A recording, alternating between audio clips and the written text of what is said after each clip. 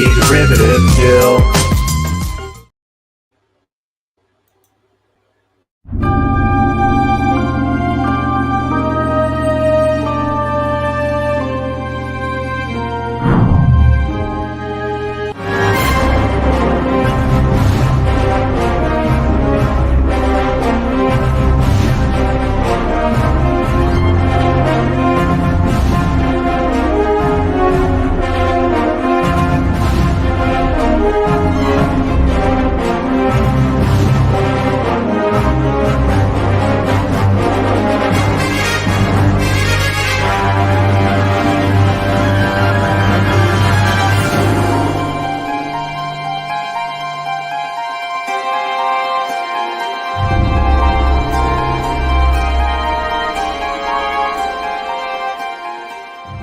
Greetings and felicitations. Hello, I am Anti-Derivative Jill, and this is Indefinite Lunch in Infinite Combinations number 73. And today we are reviewing the next original series episode in production order for Star Trek, and it's A Piece of the Action. And today we have Pop Culture Curator. He can only make it with us today for about an hour. And so I'm hoping he can share with us everything he has to share on this episode before he has to go. How are you doing today? Absolutely. It's so good to be here. Good to see you, Jill. Good to see you, Scotty. And especially good to see everybody in the chat. Looks like you're going to have a wonderful turnout again today. Awesome. That is really great. And also, you're going to be streaming tonight a movie, Night of the Living Dead review? The original 1968 version, yes.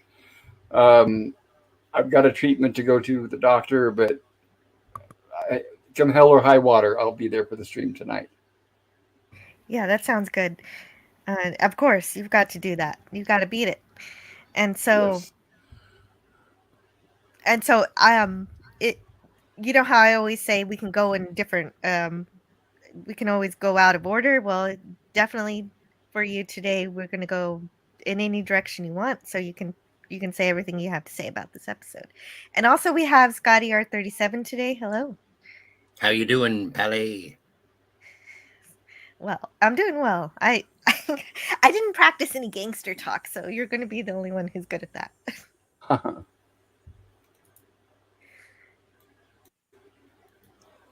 And so we also have some wonderful friends here in the chat already. We have Franco Walker and Scotty R37.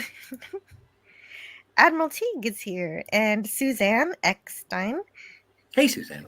Kapla de Bird of Prey 5. Franco, Bird of Prey. Kapla, Bird of Prey. Good to see you, go Franco and Suzanne. Beautiful. Lemon Pie is here. Lemon. And Gorilla's Random Thought says, Kapla, blame all 6 Fs on me. I created extra accounts to give this episode extra Fs. What? Oh, really? Gorilla's really in a mood today. Are you? He's kidding. He's kidding. How can you say that about Piece of the Action? I mean, normally I understand all opinions. But so many Fs to give. Yeah, he's got a stuffed ballot box for some reason. And hello to Miss Queen Jess. Great to see you today. And ahoy. And so for a reference to production of these episodes, some facts come from the Star Trek 365 original series, the original series by Paula M. Block and Terry J. Erdman. And I first saw this book read on the internet on the Clobber Times channel with Raquel Briggs. And so with that, let's check out this Prime Directive cautionary tale called A Piece of the Action. And before I begin with the slides, I'll give away the basic summary so no one has to worrying about spoilers, or even though I'm going scene by scene, I don't mind if you go out of order if there's something you really want to mention. So 365 book says, it's been 100 years since the planet Sigma Iota 2 received a visit from the Federation vessel. Back in those days, there was no Prime Directive, and the crew of the Horizon inadvertently contaminated the planet's cultural development by leaving behind a book entitled Chicago Mobs of the 20s. which the Plural populace. form. You'll notice that Bella Oxenix and Jojo Krako each have a copy of the book. Oh, right. Okay, so they left multiple or they copied one copy. Okay, Possibly, I don't know. yes. Yeah, ostensibly they have a printing press. I see lots of books in this episode. Well, they have Which- radio communication, so it makes sense. Yes, So I which stand corrected. well, it's possible, we don't know. Which the populace apparently took to heart. When the Enterprise arrives for a follow-up visit, Kirk discovers a society patterned exclusively on that book. A world of gangsters and their moles? Yes, What? Malls. Yeah. That's the female companions, you could say. Boom, boom, boom, Right, it's just each one has one sitting on their desk, right? All looking to obtain the best piece of the action, whatever it happens to be at any given moment. The captain quickly realizes that the only way to clean up the contamination is to do as the natives do and launch his own unique brand of counter-contamination. And so, a piece of the action first aired on January 12th, 1968. It has story by credits for David P. Harmon, with the teleplay by Harmon and Gene L. Kuhn. I'm glad to see Gene L. Kuhn working again on Once again, doing a great job, yes. Yeah, and David Harmon, he also wrote Deadly Years, which I like, and also my second favorite Star Trek the Animated Series episode, The Eye of the Beholder. But there's a little Cuckoo-Con. what? No, that's a different one. Is that No, oh no, the Eye of the Quetzalcoatl? Beholder is no the Eye of the Beholder is the one where they get kidnapped and put into a zoo by these strange aliens that look Slugs, like giant slugs. slugs, the pink ones. The Electric Bear. I forgot. Sorry, my mistake. Sure. And there's more to it than that. Back when Star Trek first was proposed by Gene Roddenberry in 1964, this was one of the episodes that he titled President Capone, about a parallel world set in a parallel Chicago where Al Capone won the presidency.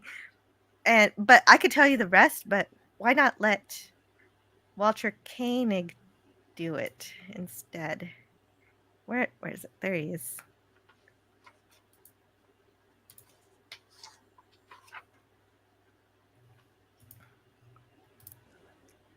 I've always considered that our next show, Piece of the Action, is underrated. It has the same wonderful fish out of water element of humor which later contributed to the success of Star Trek IV, The Voyage Home. The anachronistic portrayal of Captain Kirk and Mr. Spock as Chicago hoods was quite funny. Way back in the very beginnings of the first season, Gene Roddenberry had come up with the concept, and so had writer George Clayton Johnson. The two had batted around story ideas. George remembers suggesting that they use C.M. Kornblut's book called The Syndic, and Gene had hired him on the spot to write a story treatment. Immediately after submitting the story, Chicago 2, George was hired to write the episode The Man Trap, and his original was never developed. Somehow, Gene Kuhn picked up on the potential of such a storyline and independently developed it with writer David Harmon as part of our second season. Following the success of The Trouble with Tribbles, the producers were keen to do more comedy, and Gene Kuhn turned this into quite a funny script. Our final episode in this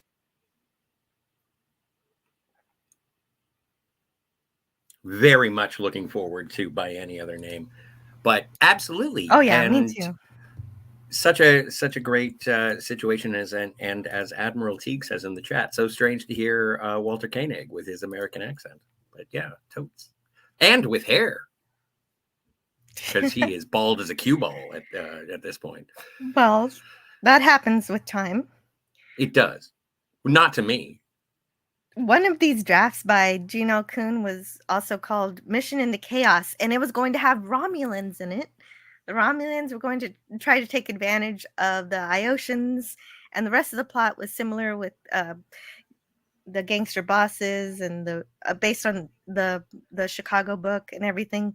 And the Romulans would try to win them over with the weapons, and so that kind of reminds me of the other episode where the Klingons were trying to take what's that? What episode am I thinking of, Scotty? Where they were trying to give weapons to one side and then the other side. Oh, Private Little War.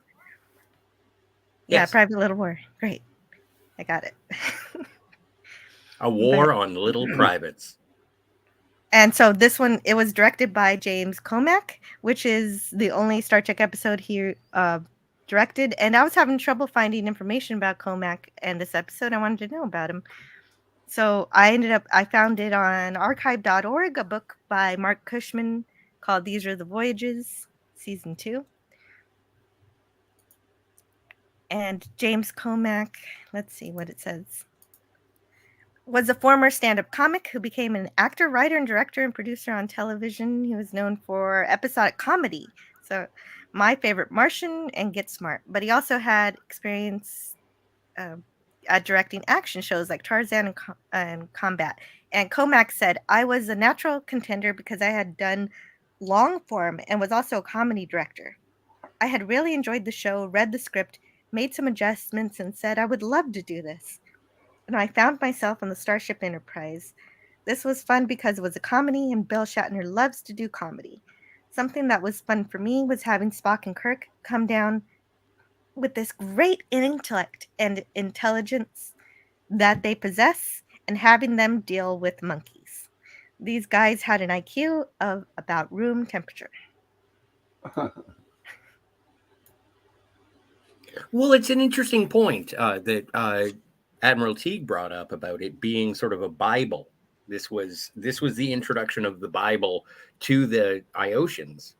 And yes, they even have it gilded like the Bible. If you look at the way it's printed with the font, the text, the printing, and the pages. I won't take any more cracks about the book. Right. It's not like a book that's just been mass produced, but it literally looks like the Bible, the way they have it made. Oh, designed. Can you highlight that chat? I need to know where I am in the chat so I can. Yes, I can check out. Shall. Well, you haven't said hello to the chat. Maybe there we go. Have I not? I did say hello. No, you haven't. Did Yes, you? I wasn't paying attention to the chat as usual. Right? Didn't I? Pop culture. I said hi to Lemon Pie, Franco Walker. My right? mistake. Yeah. Yes. Okay. Okay. So if you highlight that chat, then I'll be able to know where I was. I did. You did. Now I did. Oh, you starred it. You didn't highlight it. Right. This is their Bible. It's been mass produced. Oh, right. Explaining the extra copies of it. Definitely. Okay, so I didn't get very far in the chat, but I was in it. Admiral Teague says, congratulations on a miraculous recovery, Pop. Really glad you're okay. Thank you, sir. Appreciate it. Gorilla says kapla. Oh yeah, the F's that. See, I read that one. You remember? And Franco Walker says, I gave it an A plus. Wow. That's a lot of pluses. Yeah, that's a lot of love for an episode when you throw all those pluses on it. I say that every plus is like 5 points. Extra. I prefer to think of them as quatloos. Or like a primary teacher stars. Yeah. Gold star.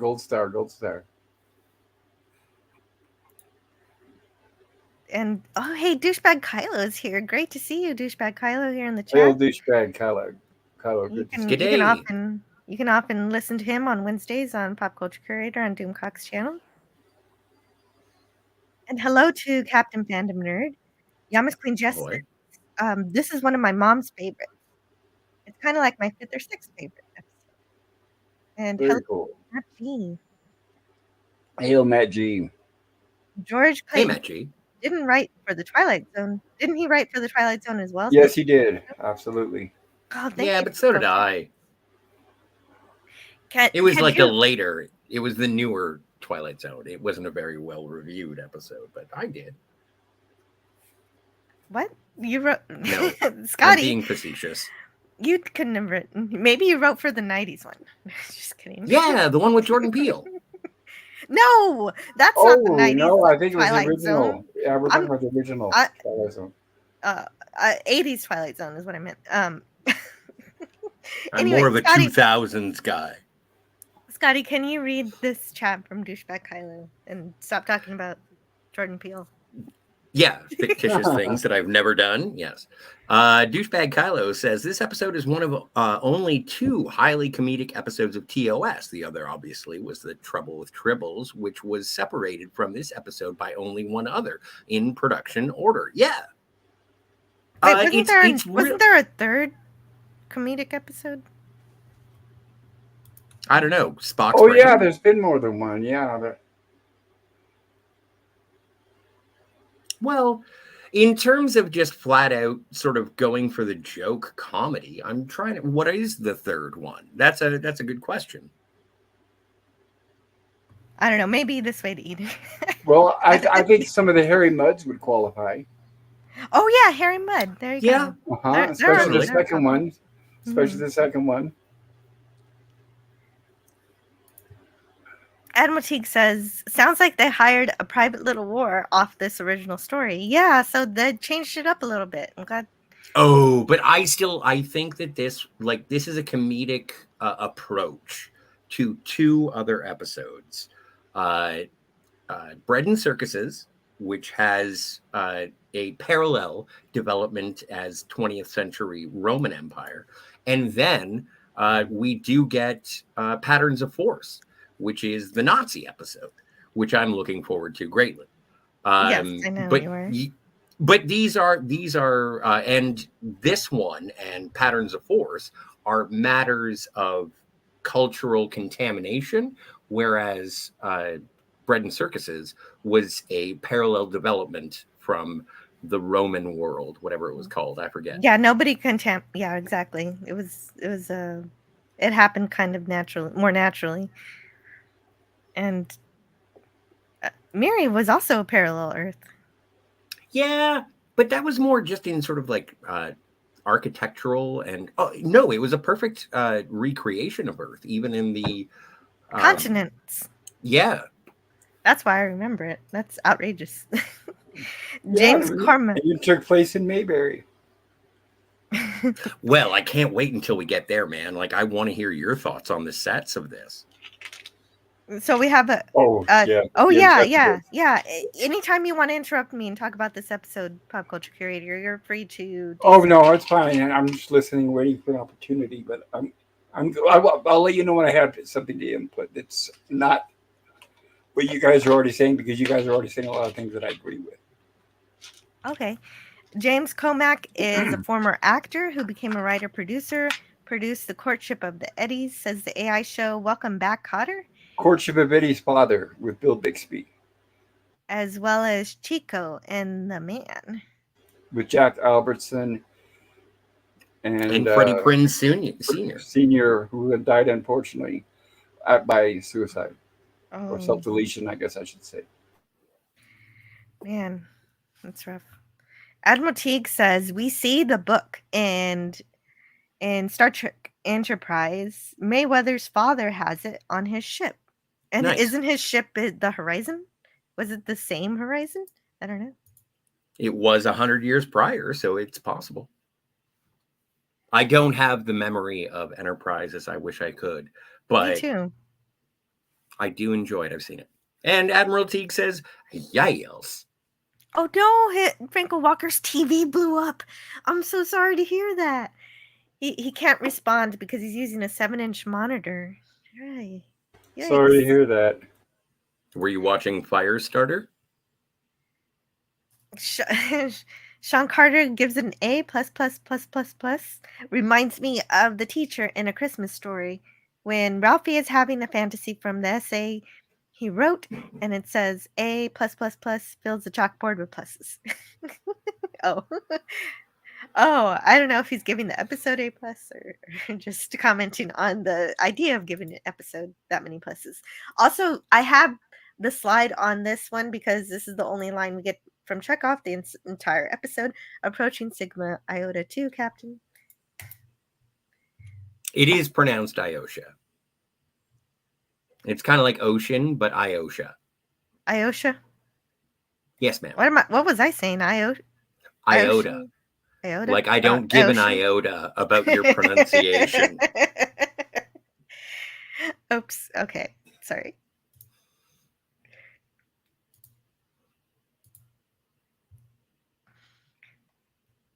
Oh, and Yeah, was there? Mud's Planet. Well, when it comes to the comedic episodes, Bem is the funniest. Well, if we're getting into the animated series, we're talking about lots of other episodes of Practical Joker. Not the best. Kirk is a jerk. So, yeah, there were several that had a lot of humor, but only 2 outright comedies. Mm-hmm.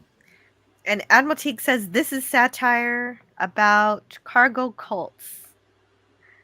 Says Admiral Teague. The oceans Yep. are like members of John Frum Society in Papua New Guinea. Gene saw that stuff during the war, and I didn't get a chance to cross reference that. I was interested in your perspective of that history.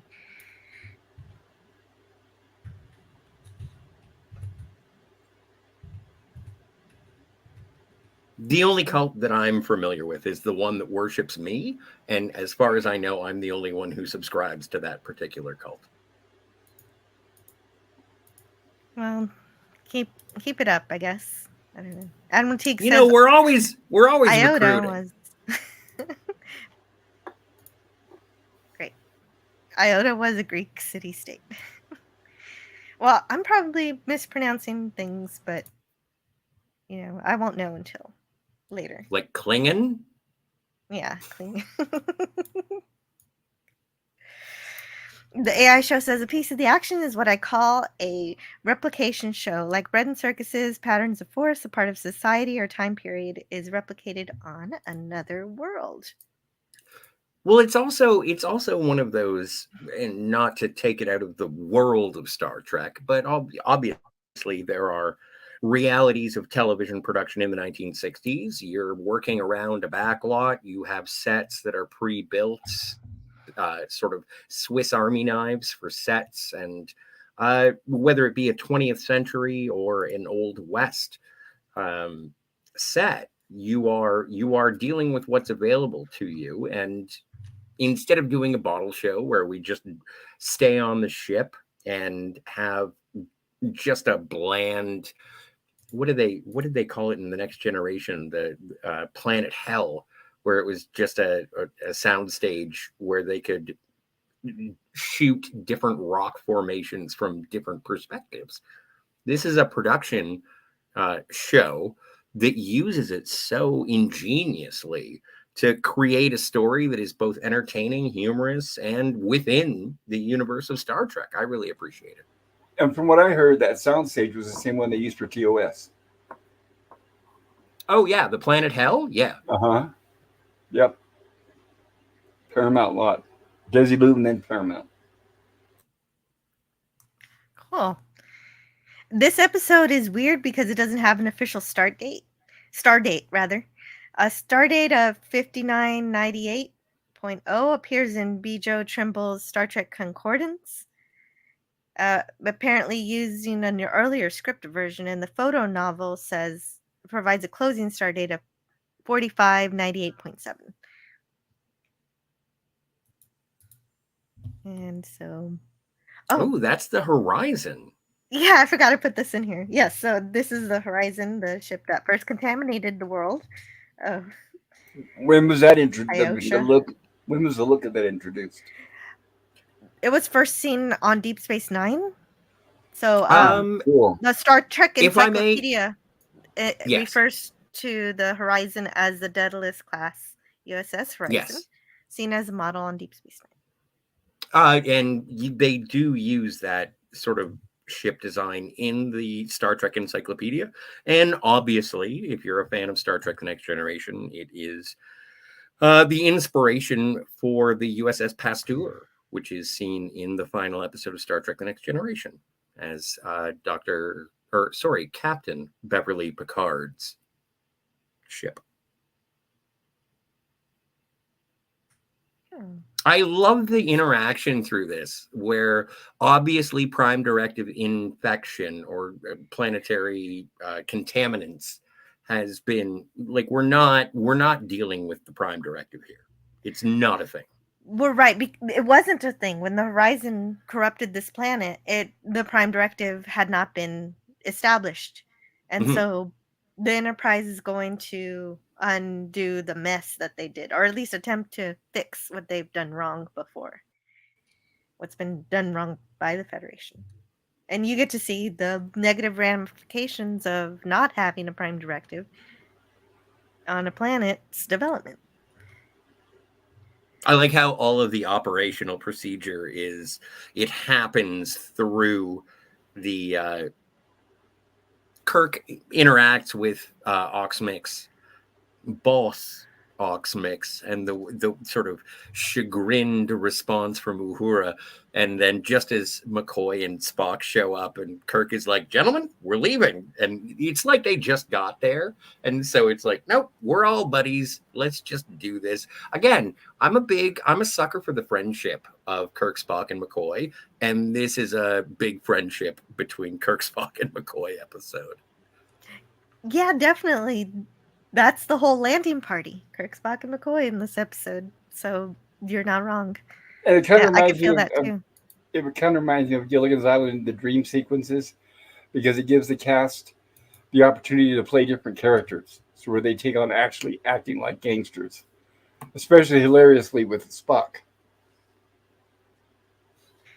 Yes, absolutely.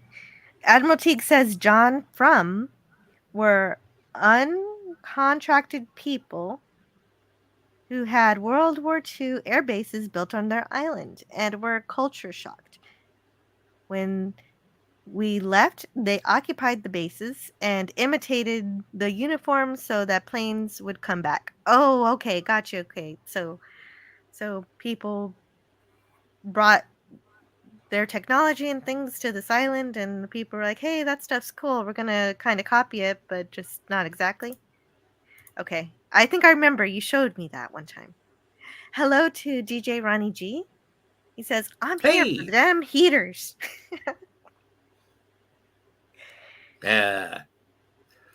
Yama's Queen Jess says, "Right, check."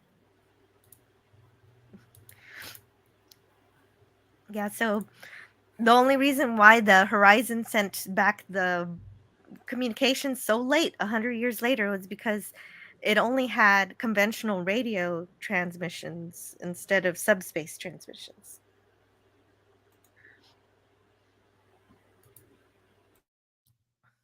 And that's a fun note. And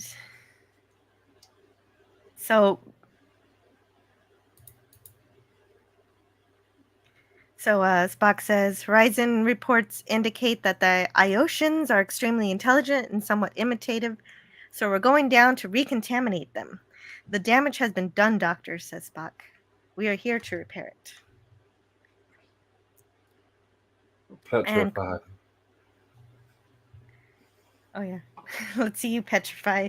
Yeah, Right. This is where we get our a first different look at way. Right. We get our first look at the Untouchable set, which was obviously also owned by Desilu / Paramount at the time. Mm-hmm. Then they say different words for freezing. All the old slang. Oh, this is Untouchable set. Yes, the Cool. whole set is from the Untouchables. Cool. That's great. Oh, there's private chats. Okay. And great. but I was wondering if I could show a clip really quick, because I have some.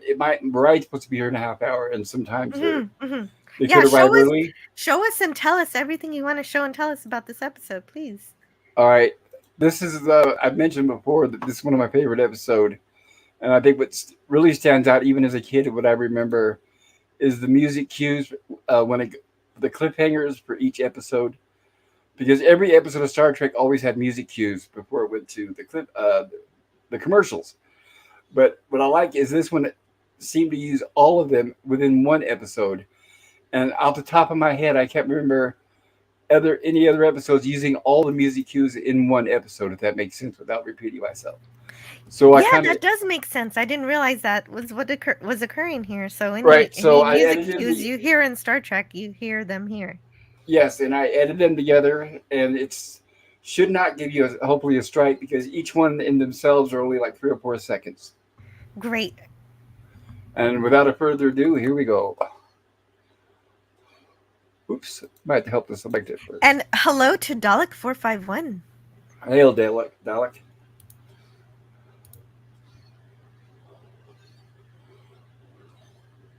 All right, play it whenever.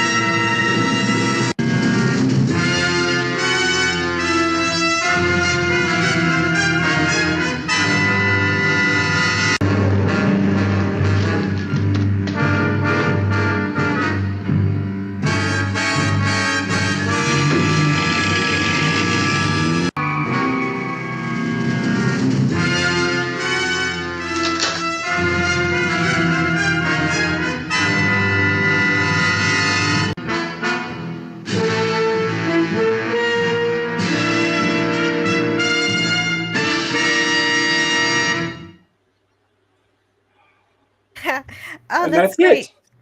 That's awesome. Thank you, Jill. You're welcome. There we go. Appreciate it. Very lovely to hear all those sounds. And yeah, I really love that we get to hear all the cues. That's pretty cool. DJ Ronnie G says, the airplane cult. I love how they built wooden control towers. Yeah, wooden airplanes and everything. Yes, Admiral Teague did show me that. DJ Ronnie G says, good afternoon, panel and friends, including Admiral Teague and Yami's Queen Jess. Hello there. And the AI show says the dream sequences in Gilligan's Island frankly looked better and were higher quality than the island sets they normally shot on. Well, they were able to use various sets from the different shows being filmed at the time, like Gunsmoke and things like that. Oh. And James Caserta says, oh, great and mighty Jill and gang. Hello, James.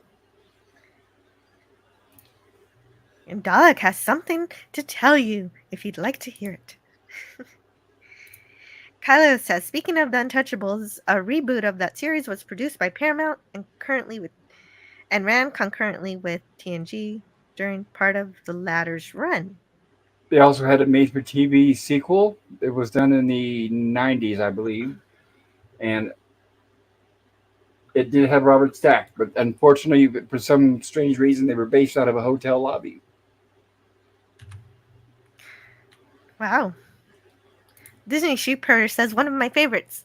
Just something different after all the space.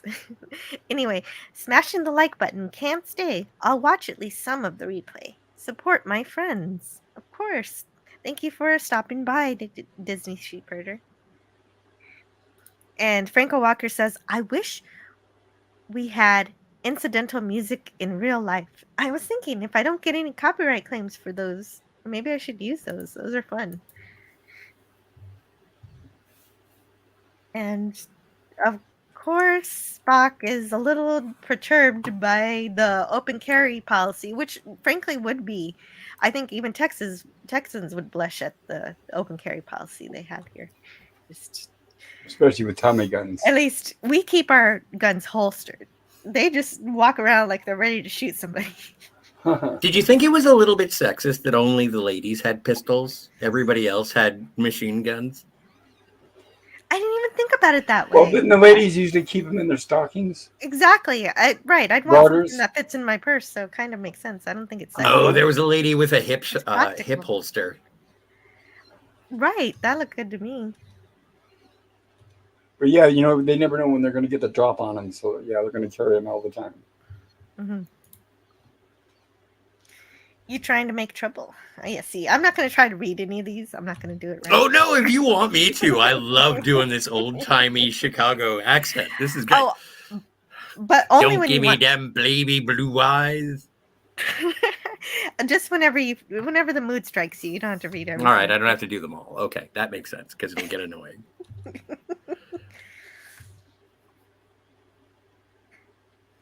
Definitely.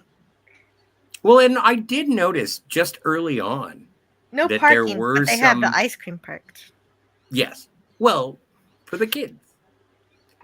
But I did notice there were some sort of syndication cuts because I haven't watched this on like media, like physical media.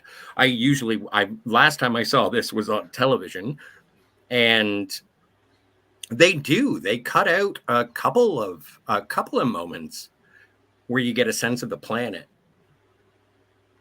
Like just before the hit. And there's a lady who like sort of seductively pushes away the barrel of the gun. Either way, murder happens. Everyone's shocked. Yeah, good thing none of the bullets hit the mailbox. Or the female box. Oh, right. And they kill each other and nobody bats an eye at it. Even the kids are excited to see it. So Of course. It's an exaggeration, I think, to say the least. Well, definitely. And when it's an alien planet mimicking a certain culture, then that's something that's more acceptable in that kind of context. But it's an imitation, like Admiral Teague is saying. It's just a copy. Well, it's an emulation, which I think is kind of interesting because this is, I don't know if it's the first time. Correct me if I'm wrong, but like we had Apollo go to Earth and influence from an alien perspective human development. And now we have humans interacting with an alien world, their development, and they take Chicago mobs of the 20s, as you mentioned, as the Bible. And it's like, yeah, but there is even within their interactions a certain level of morality understanding. What are you talking about? I go hit him, he hits me. What government? We got territories and we deal with them. It's nothing negative. It's just the order of things. It's even right here with the lady saying we pay our percentages, so we demand these services for. So essentially, that's their way of having taxes. So there are a lot of tax references to taxes in this episode. You got a nice neighborhood here. It would be a shame if anything bad would happen to it. Yes. And before I get into this part, I had something in the book. Let's see what it was. The book? Yeah, the 365. Don't make any more cracks about the book. The 365 book this time. It's a different kind of, well, it's not a Bible, but it's a brick of a book. It's one in high regard. The Prime Directive, or Starfleet General Order Number 1, decrees no identification of self or mission, no interference with the social development of said planet, no references to space or the fact that there are other worlds, more advanced civilizations. In other words, Federation crew members are not to disturb the natural cultural growth of unaware civilizations that haven't yet developed warp capability. Unfortunately, the Prime Directive wasn't being enforced when the Horizon visited Sigma Iosha 2.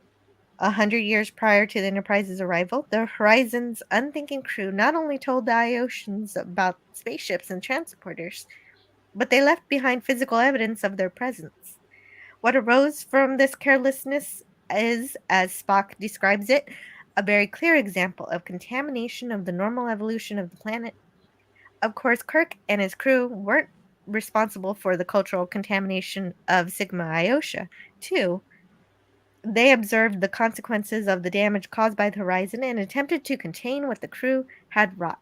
However, over the course of his 5-year mission, Kirk wasn't exactly a paragon of compliance with the Prime Directive, as evidenced in the episodes The Return of the Archons, A Taste of Armageddon, The Apple, Friday's Child, Patterns of Force, and A Private Little War, which might be bad news for the Federation, but in our world, allowing Kirk to bend, break, or otherwise mutilate Starfleet General Order Number 1 served to provide Star Trek's writing staff with the whole litany of interesting story ideas.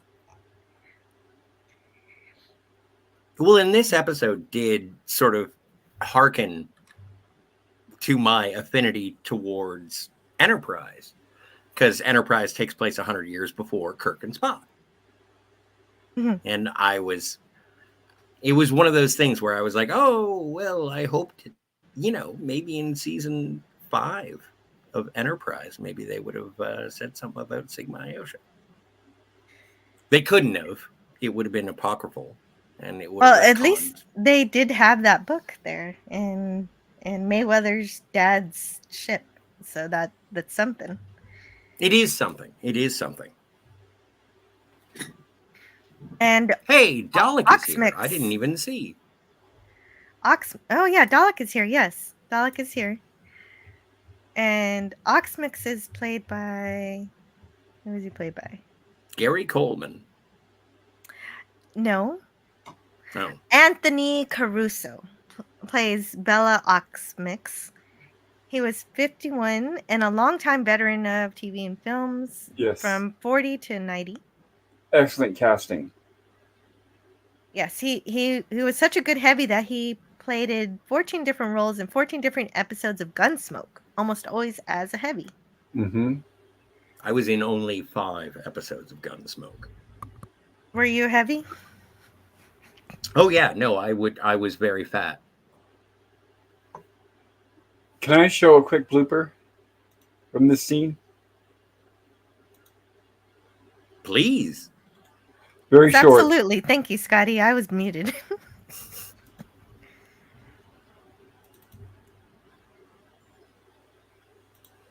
No one wants to see me being fat in Gunsmoke. I was very heavy. I couldn't reach my holster. This here is a heater, boss. I don't know what this thing is.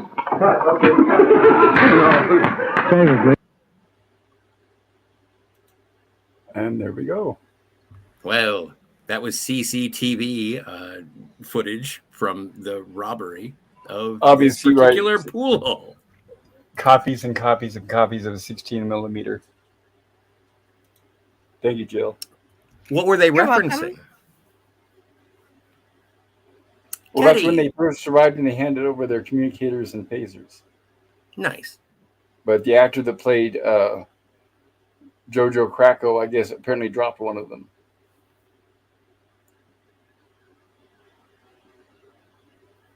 Oh, and he dropped it. Oh, okay. That's what happened. I was wondering what happened in the blooper. Thank you for explaining it. And so, of course, there's this book that they have, the official book, published in the year 1992. Chicago The far Mobs off of the future. 20s. Yeah, the far off future of 1992. And Oxmix says the book was left by the horizon, as we already know, and that the entire Ioshan culture has been formed by this book. And I still think that there is a level of sort of civility between the Ioshan culture based on that. And it's like, come on, you pay your stipend and then you get protection. Well, you're right. Oxmix doesn't really come off as overly aggressive or anything. He seems very, I don't know. He seems Well, in my opinion, it's like a true leader. He Somewhat seems more gentle. level-headed than the others. yes. I don't know. Krakow he's a reasonable man. He's more like a live wire, I would say. No, Krakow is, Or Bella is Oxnix, more. I mean. Yeah, Krakow seems more like a typical outlandish villain, and Oxmix is a little bit more, like pop culture said, level-headed, more reasonable. And then even the names are hilarious. They're like exaggerations. Krakow, Oxmix, Teppo. Right, almost sounds like the Marx Brothers. Mm-hmm. Pushing the comedy of the episode, which is great. And so Oxmix wants heaters. He wants the phasers and everything that Kirk has, and troops and everything. Of course, Kirk can't give him that. And so they're in trouble. And so this entire episode is Kirk being in trouble and then out of trouble and in trouble and out of trouble. And in trouble, Right, in the out of bag, trouble. out of the bag, in the bag, out of the bag.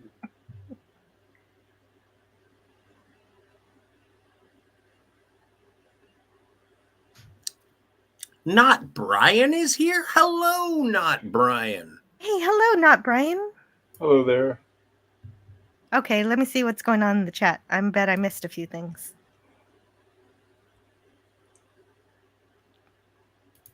Dalek 451.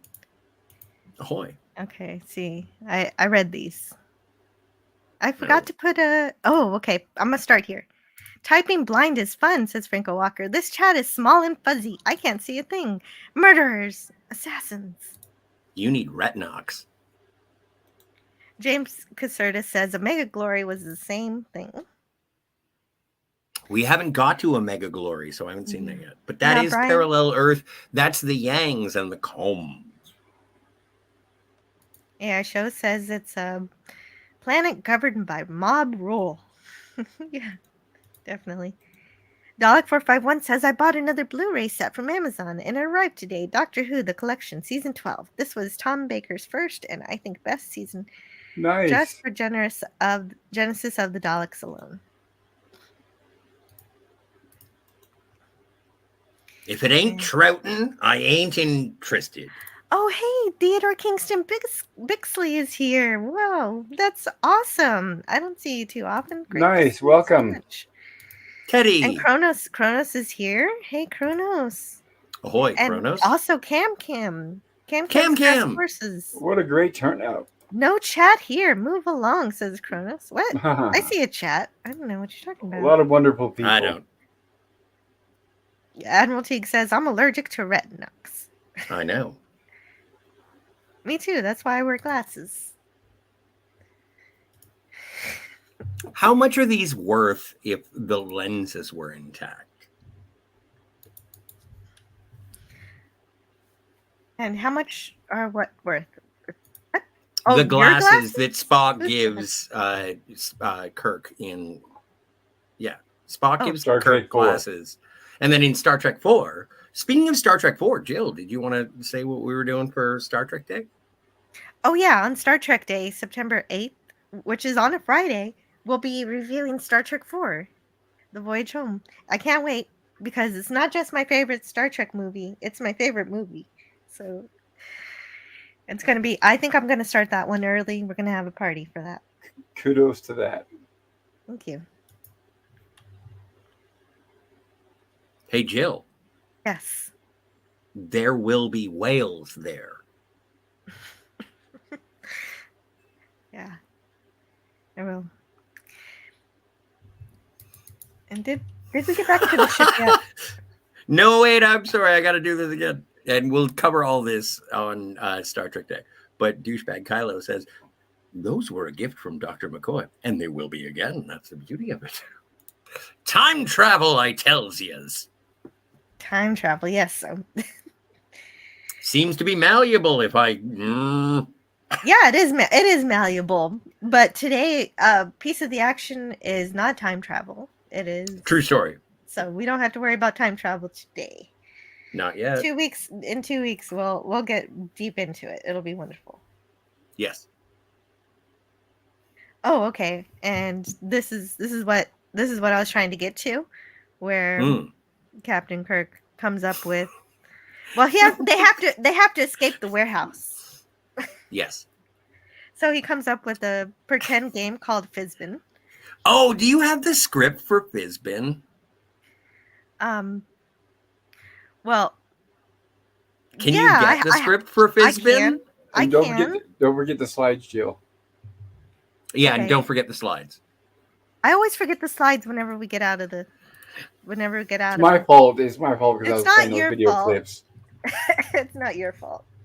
But yeah, they're trapped in the warehouse. That's all you missed from the slides. One of my favorite deliveries of William Shatner playing James Kirk in all of Star Trek from beginning to end is, "You got another Jack. How lucky you are."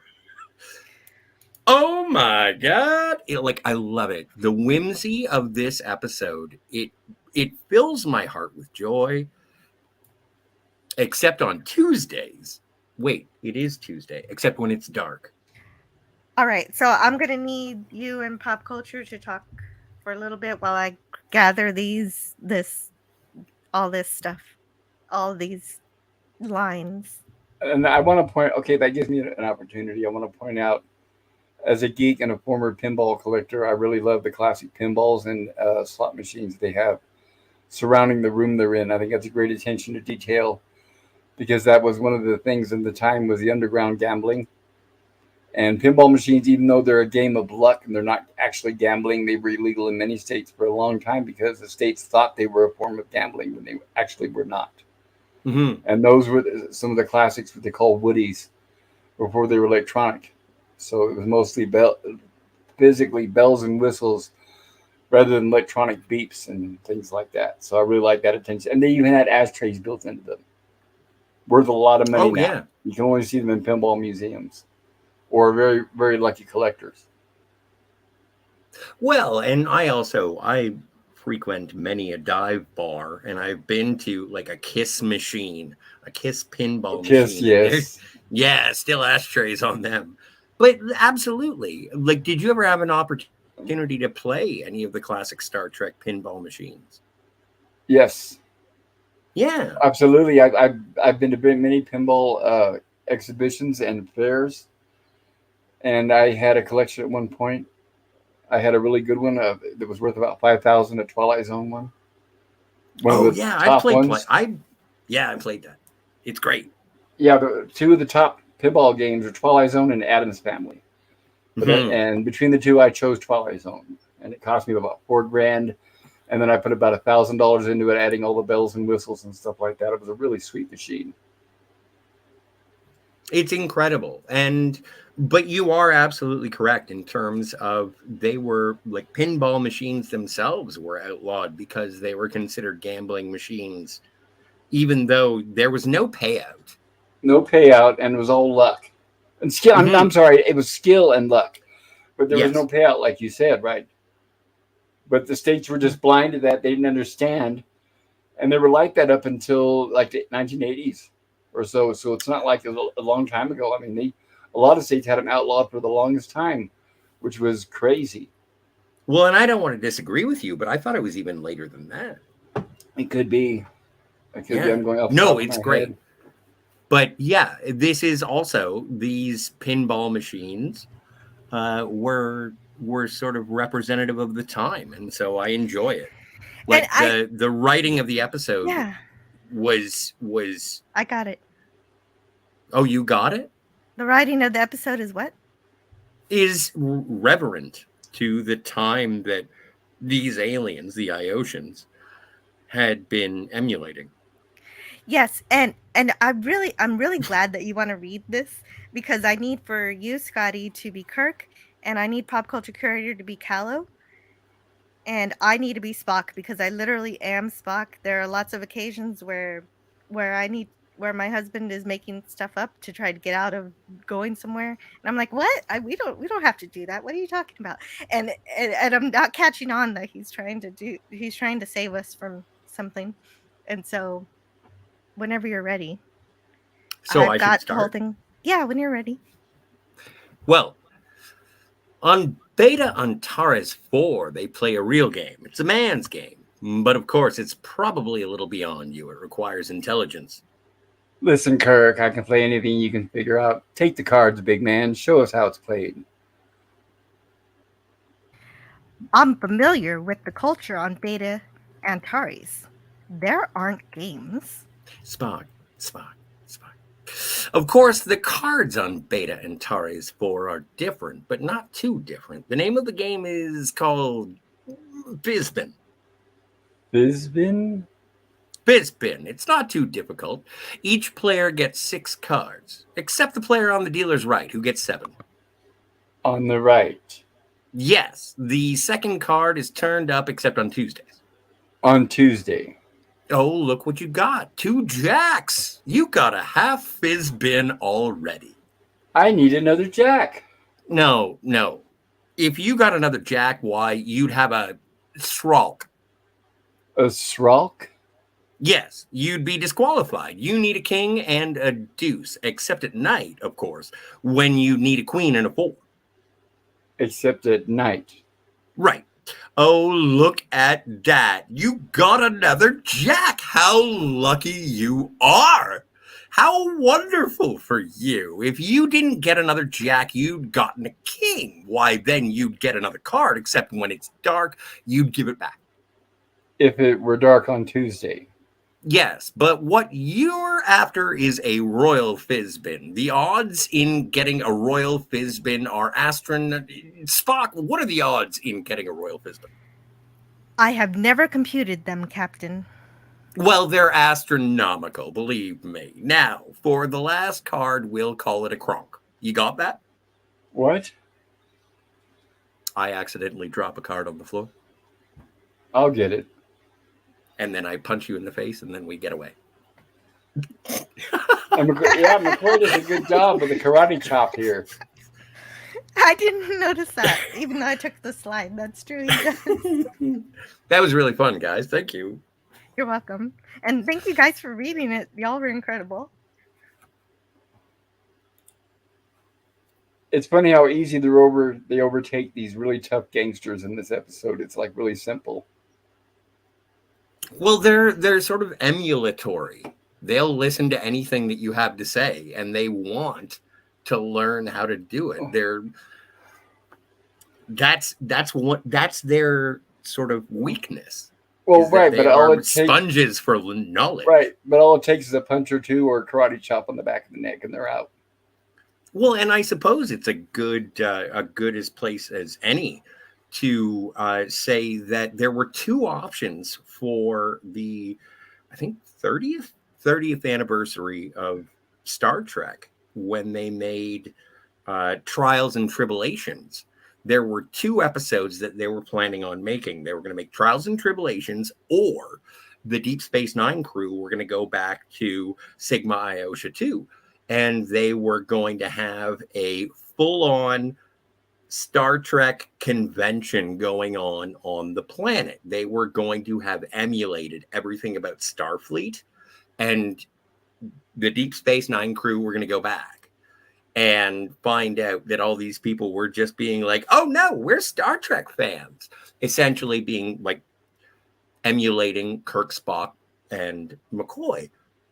And then they went the way that they went with doing Trials and Tribulations. But it's fun. And also in the Nintendo Entertainment System 25th anniversary Star Trek game. Now there's a different one for the PC, but the Nintendo one, part of it was a time travel story that starts on Sigma Iosha 2, because they go back and, as explained at the end of this episode, or teased at the end of this episode, they were like, yep, we've mastered time travel now that we've unearthed the secrets of the translator that Dr. McCoy left on the planet. And so this is, when it comes to beta canon and possibilities in terms of storytelling for Star Trek, this episode is the silver medalist. They always are like, should we go back to the gangster planet? And people are like, yes, until at the very last moment they say, no. Well, you know what? I played the 25th anniversary game, but that level must be near to the end, because I never got to the end of that game. It's the Nintendo one.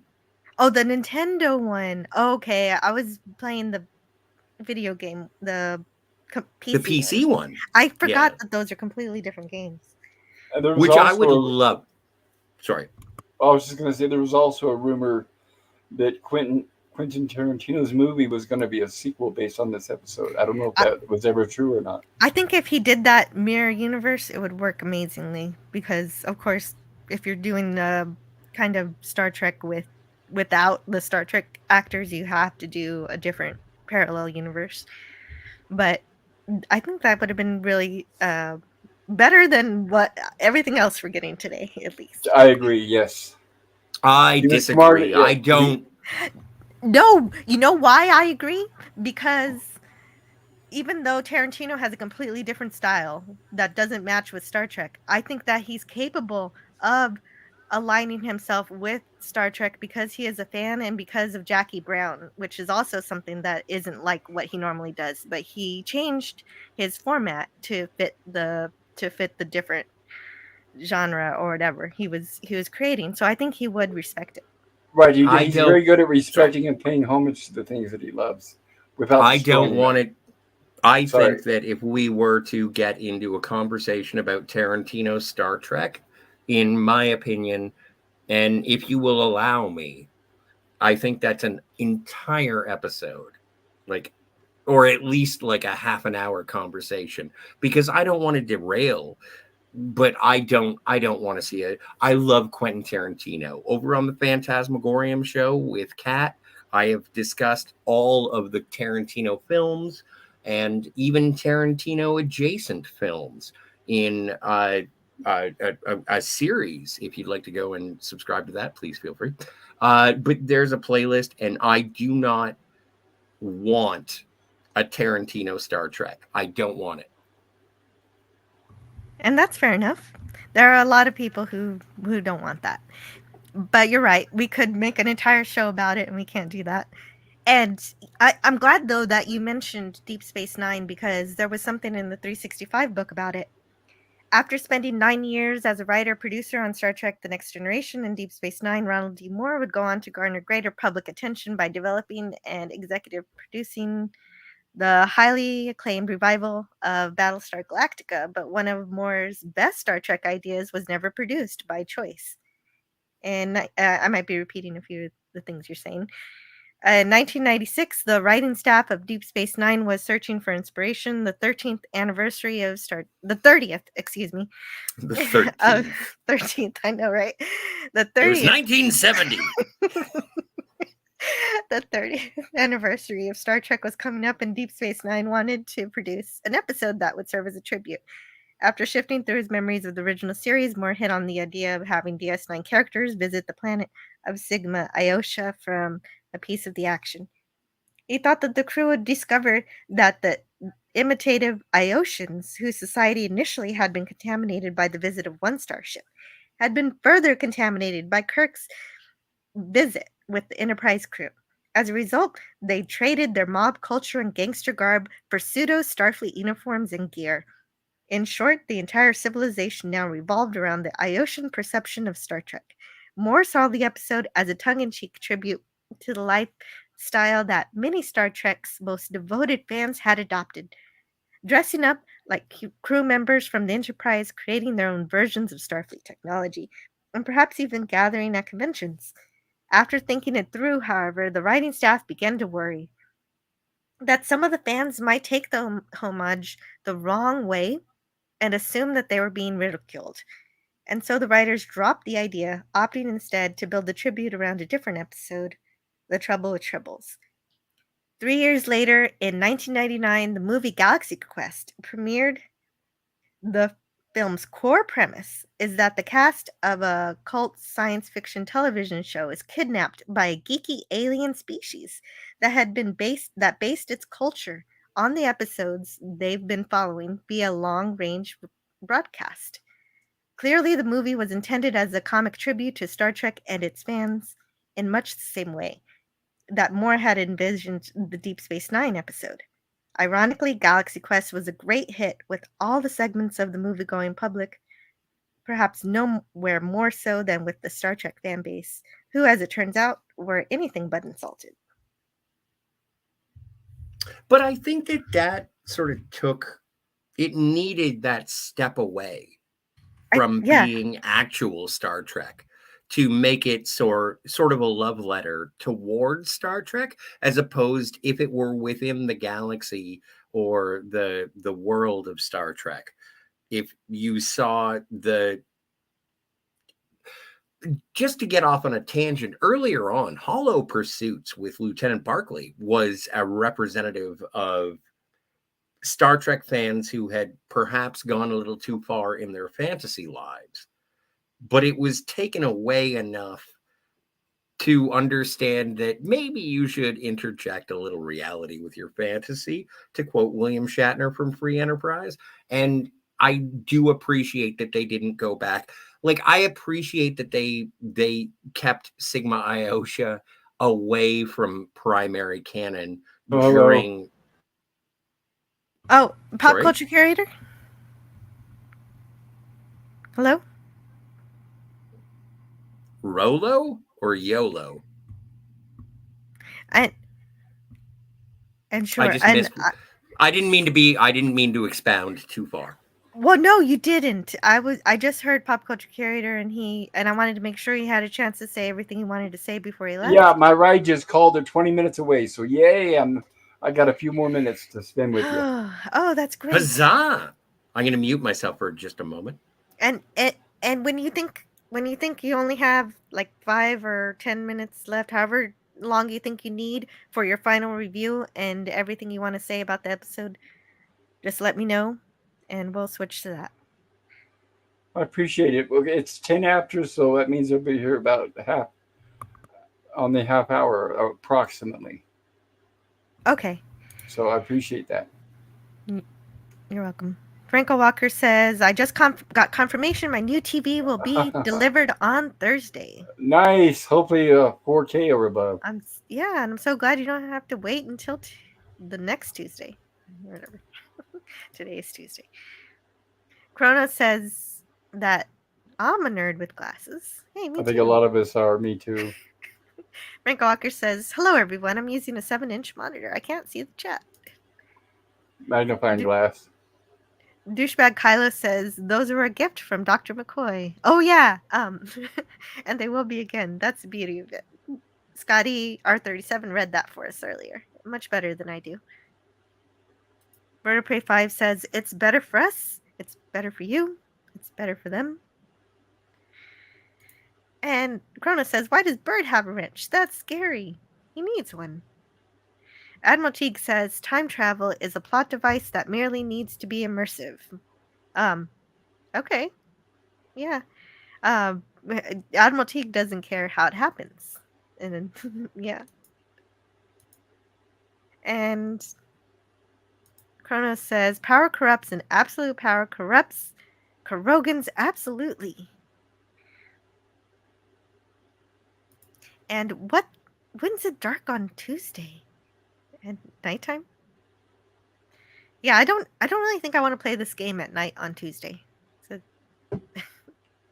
doesn't sound too much fun. Kronos says, who is a pinball wizard? Elton John. Kronos says, oh great, another song in my brain. I wonder what song he got in his brain. Pinball wizard. James Caserta wonders who keeps letting Kronos in here. Me. That's me. It's my channel. And Franco Walker remembers ashtrays on cinema seats. And airplanes as well, yes. Yep, I've never seen either of those things. Dalek451 says, oh, I thought you'd be more impressed with my purchase. Well, this is a Star Trek stream, Dalek. Of course we care about the cool things you buy. But, I have to move on, The AI show says, reverent is not a word I would use when describing this episode. And Krona said, I heard you swear once. I do sometimes. Kirk doesn't know how to play card games. He knows how to make them up, though. Oh, and I didn't mention it earlier, but in Deep Space Nine, in the Frenemy episode for Quark and Odo called Ascent, we find out that Quark and Odo know about the game Fizbin as a real card game. So somewhere between this episode and Deep Space Nine, Kirk's made-up game becomes a real game. Interesting. Yeah, I guess the Ioshan's fleshed out. Kirk clearly enjoys saturating his speech with sarcasm. And Dalek says, but then again, trying to talk about Doctor Who to a bunch of Star Trek nuts is pointless. There you go. See that? Okay, so I just had to wait a little bit. You get it.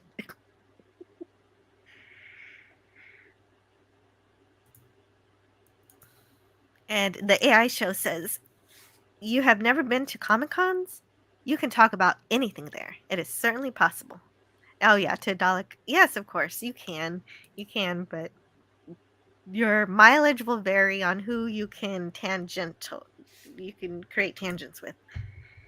Admiral Teague says, like all inconvenient TOS planets, we can assume we don't go back because the Doomsday Machine got it. No, it didn't this time. I don't know. I don't want to make that assumption. The Doomsday Machine just eating a bunch of planets. It's destroyed. The Doomsday Machine has been destroyed.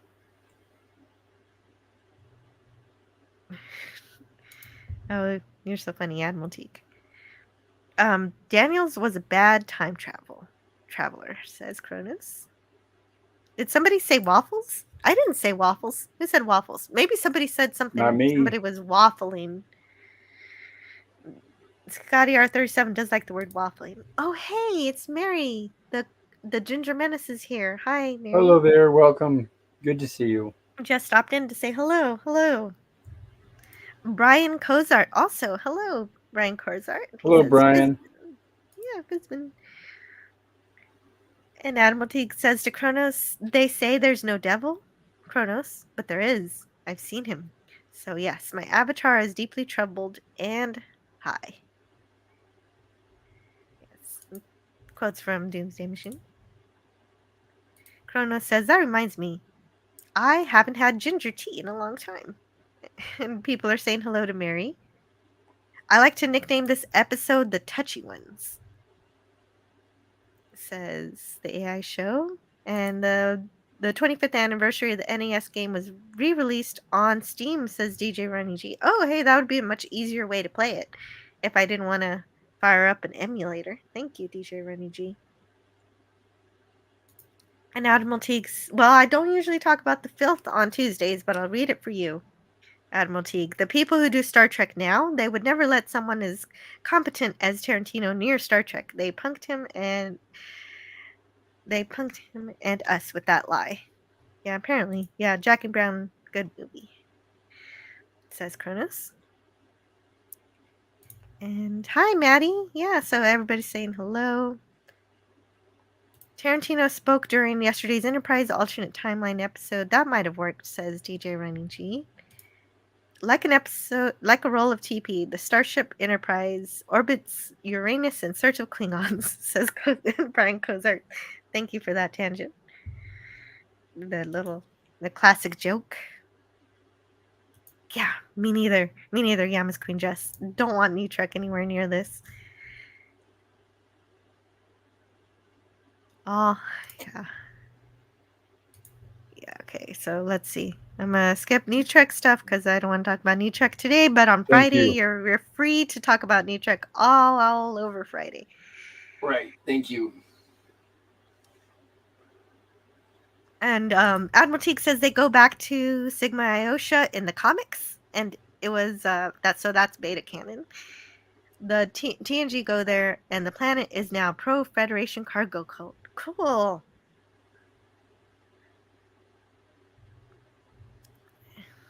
And yeah, so the continuation of the piece of the action in the Trek comics is called A Piece of the Reaction. Thank you for that. Yeah.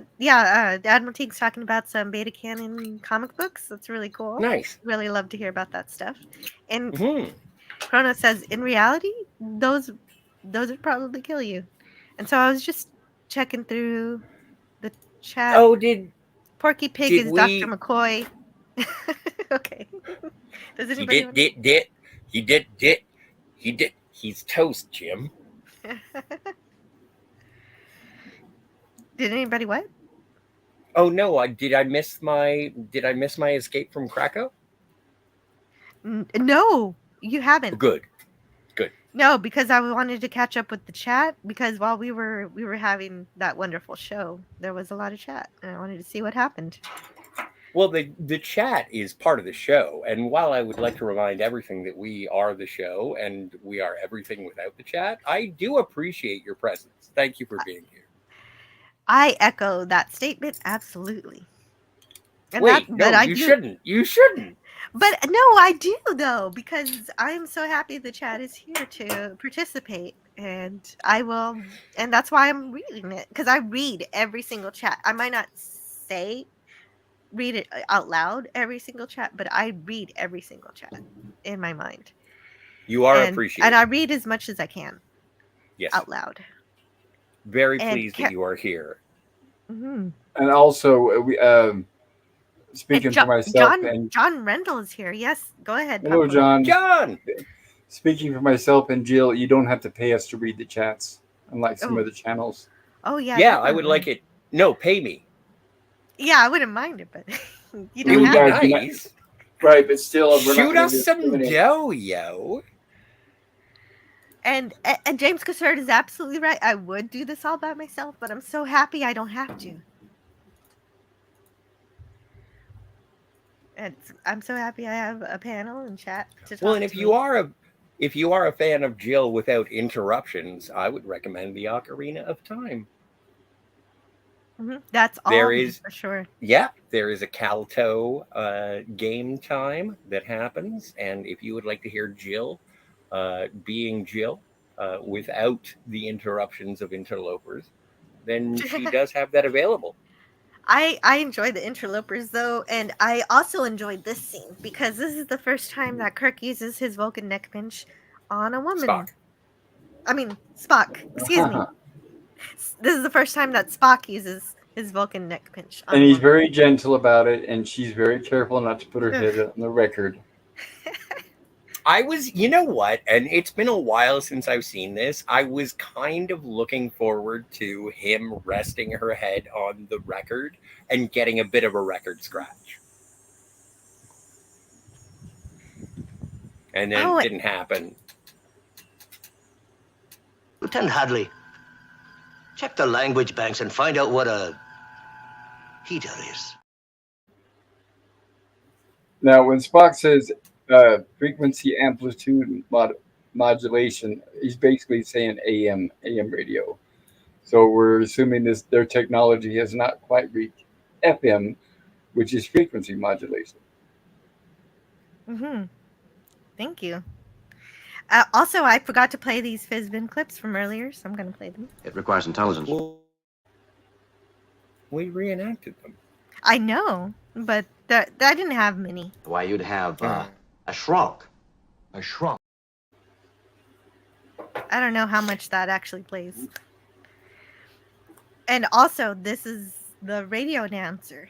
That was the Jailbreakers with their latest recording on Request Time, brought to you by Bang Bang, the makers of the sweetest little automatic in the world. And so James Doohan provides the voice of the radio announcer. Thank you, douchebag Kylo. Yes, thank you, douchebag Kylo. And Darius Munchausen is here. Hello. Darius! Hail, Darius. Good to see you. Long time no see. And John Rendell says, don't worry, we'll get you a Band-Aid. Scotty needs to turn up the temperature? I do. Oh, no, Scotty. Not Brian Montgomery says, Scott. Yeah, worst Scottish accent in history. Well, because it's a variation on an accent. It's not meant to be accurate. And it's not, of course. It's supposed to be amalgamation of something? I don't remember. And Kronos says, woohoo, they come in handy when you saw your arm off, says Kronos. Wait, what? I missed something, but it's okay. We'll forget about it. And you can hear all about it next week in our retrospective of the Saw series. Oh, yeah. Sawbone is in this. Sawbones is in this. Great. So Kirk goes off by himself, planning to abduct Akmix after this. Yes, after her answers. For Spock and McCoy to beam back up on the ship. While Kirk has been kidnapped by Jojo Krakow. Jojo Krakow. Now, pop culture, who is this guy? Sorry, I had to unmute. I'm getting ready. Vic Tayback. Vic Tayback. Tell me about Vic. Alice, where he played the chef. Cook. He wasn't a chef. He was a cook. Or cook. A cook in a diner, right? Yes. So, yeah, Vic Tayback. You know what? Pop culture curator afraid you're going to be leaving soon, and I want to make sure you give us your full review and I ideas. probably should, yeah, because he's going to be here within 5 minutes. I'll Yeah, make this there you quick. go. I'll make it quick and spoiler free. This is one of my favorite episodes. I You would don't say have probably to. in my top 5. I love the humor. I love the music. And like I said, it's nice to see the Star Trek characters out of character playing a different character. And I really enjoyed it. Even watching it now as an adult, I haven't seen it in years, and I think I could never get tired of it. I could watch it endlessly. So I would definitely give it an A+. The casting was fantastic. I like the set from the Untouchables.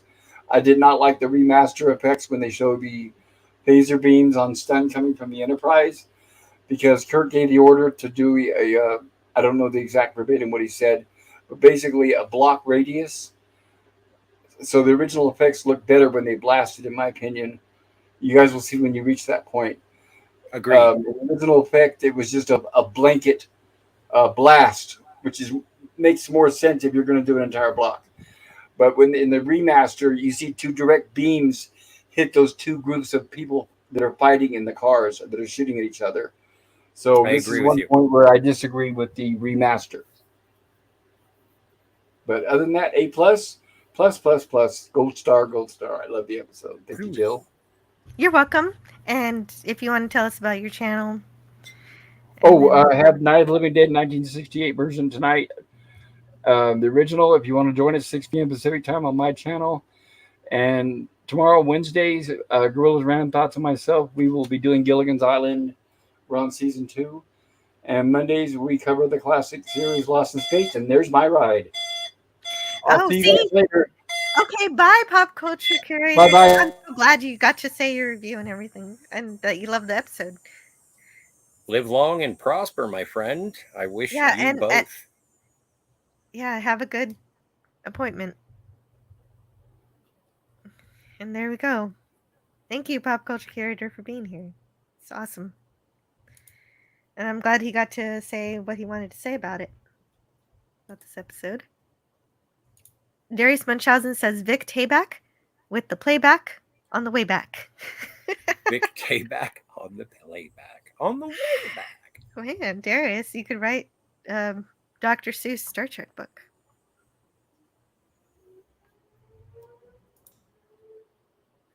Sorry, if my noise is obtrusive, I decided to move outside. Oh, are you outside? Well, that's great. I'm outside now. Well, okay, so Scotty has changed sets. I have moved my location. Mm-hmm. Vic Tayback as Krakow was 37 and 9 years into a career spanning 5 decades. Prior to this, he'd appeared in Get Smart, The Monkees, and Gunsmoke, but never in prominent roles. Can you go back one slide? Sure. I went back That one guy slide. is 37 years old. Can you believe it? He looks 48. Well, it's the hair. Probably. Well, I think But it's I guess also... you're right. I guess you're right. Come on. You're right. That's a guy who eats steaks and drinks milk. He is not taking care of his body whatsoever. But it was a different era. I guess so, yeah. Like, I'm 45. And aside from some dental issues, I look way better than that fucker. Yeah, I'm 37 and I do too, I would say. Yeah, you look better than him no matter what. In 10 years, you're going to look better than him. 10 years. I'm not so sure what I'll look like in 10 years, but I hope so. Sexy. Great. Good to know. I'm glad you know the future. That's what I heard. Mm-hmm. There were some Iconians, and they were like, oh. Yeah, so if I haven't mentioned it before, the people of this planet look at the crew as the Fed. It's kind of cute. Well, and I like the fact that the gangsters, hard R, look at living in a gangster's paradise. They look at the Federation. It's like, so you're a Fed. Mm-hmm. Like G-Men kind of thing. Yeah, and I didn't know It they were is kind of called. like the Untouchables. Oh, well, I'm sure. I'm sure if you watch a lot of mobster movies and stuff, that you get a lot of these, a lot more references and things out of this.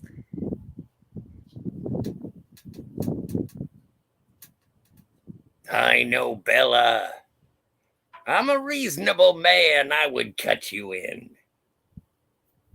But that's not what Kirk wants. No.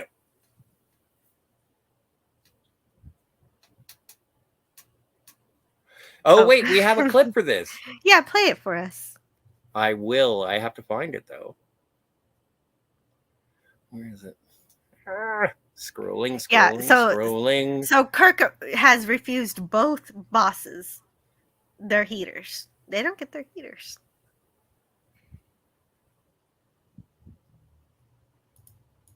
Sorry, I'm scrolling. Everyone knows. Well, why are you scrolling? They should be all next to each other. Well, no, I know. I should be better at this. It's not like it's my first day. Well, you know what? I'll play it. Oh, no, I don't think you're stupid, Mr. Krakow. I just think your behavior is arrested. I've never been arrested my whole life.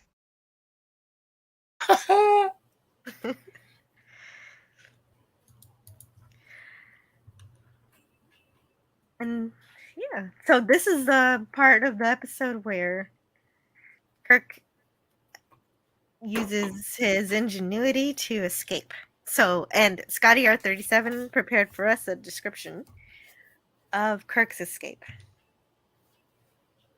You want me to go? Or no, not yet, because this is Okay. the beginning of the escape where he's just getting the wire from the radio. But this is where it starts for me. Oh, So that's if where you it want to starts do for this. you. No, but if you want to do Spock and McCoy, that makes sense. Yeah, I do. But Okay. yeah, you can read all of it in a minute. Okay. So Spock and McCoy. Well, I don't have much to say about them. They're just saying we're going to go back down to the planet to talk with Krakow? Oxmix. Oxmix. And even though they can't trust him, they have to trust him. They don't really have a choice, so because they gotta save the captain.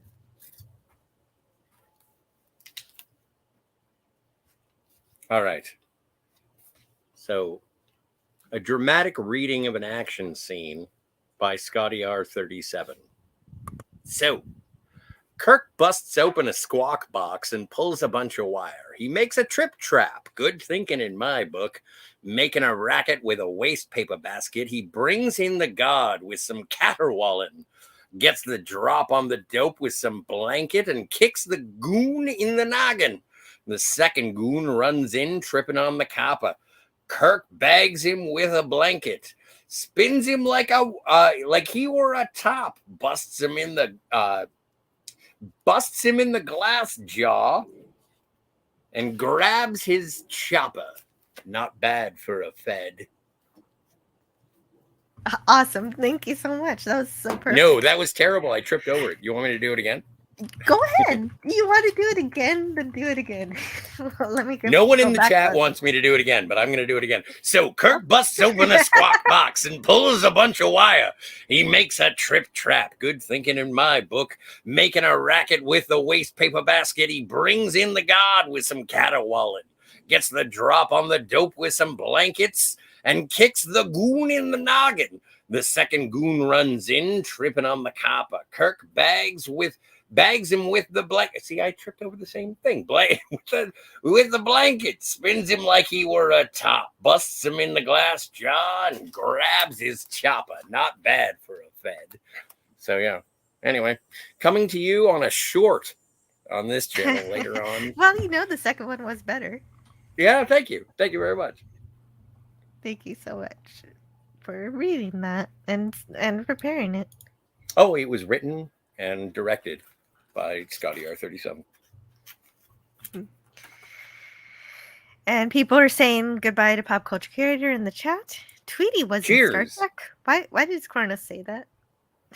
Oh, because John Reynolds said Tweety Bird as Chekhov. I taught Klingon. I did talk Klingon. Oh, Starfleet. I'm so ashamed. Sounds like a perhaps good challenge, says Curtis.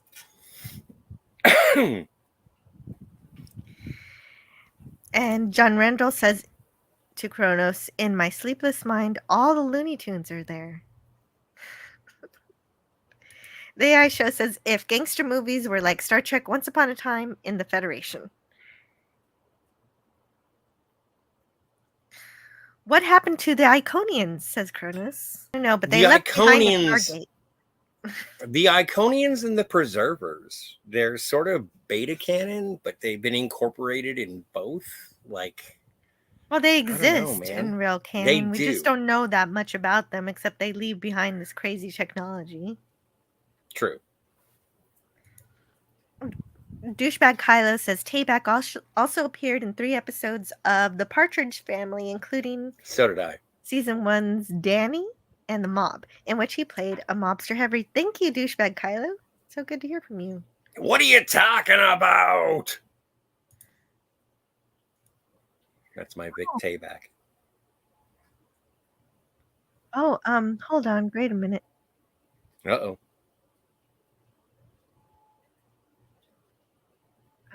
All right. Well, what's the... I just Please.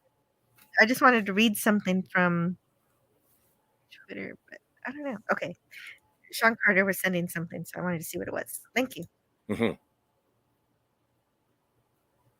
Well, and big ups to Sean Carter. Definitely.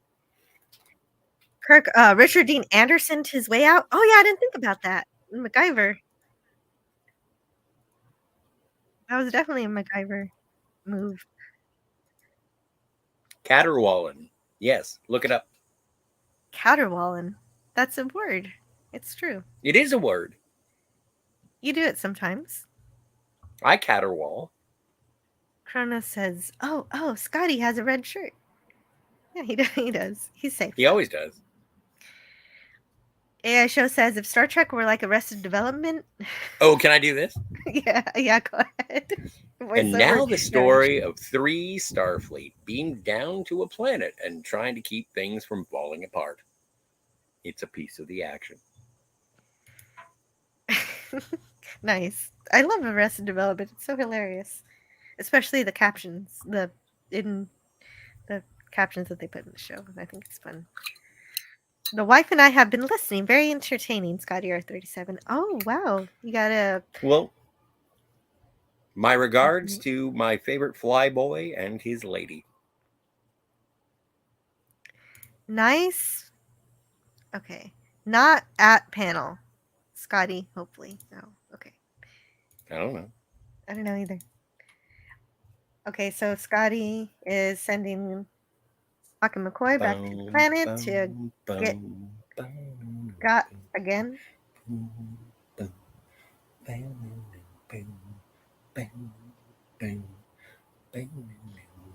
I love the music. Yeah, it is like great. This is. You can sing anytime. I think this episode for the music is second only to the 1960s Spider-Man in terms of jazzy cool. Mm-hmm. And Spock realizes it's logical to see that the situation is not going to be solved with logic with these the citizens on this planet.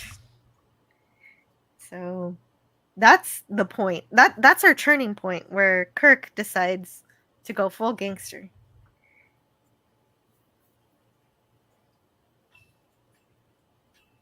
And so he takes their clothes. I need your clothes, your boots, and your motorcycle. Hmm. Yeah, so he turns the tables, takes her clothes, and looking good. Well, okay, so who do you think looks better? Well, I'm in love with Spock, so I'm gonna say Leonard Nimoy. But I love them both. They both look really handsome in this episode in these outfits. I do enjoy both of them. I just find Kirk's hat to be just a little too fuzzy. It is. It is a little bit. It's made of felt, I guess. I don't know. What is it made of? It's got a little bit more, fuzz. It does. But very famous scene with Kirk trying to work a car. Yes, I had it. I have it as the GIF in the corner. If you haven't noticed, I hadn't noticed because I don't watch this show, but but no, it is something that is it's endearing. It's kind of interesting. I do like when they get into the car and it's like wheels, and he's flabbergasted. He's like, I don't know. All right. Mm-hmm. We turn the key in the ignition. We turn it. Nothing happens. Well, I don't drive standard, so I'd probably drive just as well as Captain Kirk here.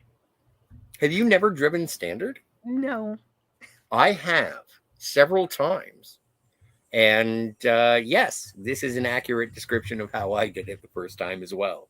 And when I screwed it up the same way that Captain Kirk did, I felt okay with it because at least I'm as stupid as Jim. Exactly. But I do love Spock's response. Captain, you are an excellent starship commander, but as a taxi driver, you leave much to be desired.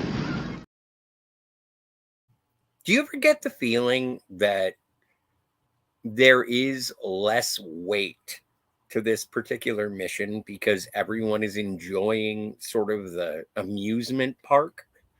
Yeah, everybody's having fun. Well, like the 365 book said earlier in the what Ronald D. Moore wanted to do was kind of make it seem like a convention. This is like a mobster convention. Mm-hmm. Tony Stark. Even the Ioshians themselves are just playing. They even though they built a society around it, this is just a reflection of what that culture is about, rather than a direct copy. Mm-hmm. And hello to Tony Stark in the chat. Tony Stark of Iron. And if you would like to go and subscribe to Tony Stark of Iron, you should. He had a 12-hour stream just recently. He's revamping. He's going for a new season on his channel, and I recommend everyone go check it out. Oh, that's great news. I can't wait to see what he shows us next. So Spock and Kirk are helped by this little boy who wants a piece of the action. His name is Stefan. Oh, wait. He had a name? Wait. No. I'm making that up. Wait, I want to see if he Don't you think he looks like a Stefan? Out of the mouth of babes. Who are you calling a babe? He's probably credited as Babe. Let's see. Oh, yeah, you're right. Okay, so in the script that I read from, it's not the official script, it's a fan-made script, but it calls him Boy. So he doesn't have a name. Stefan works.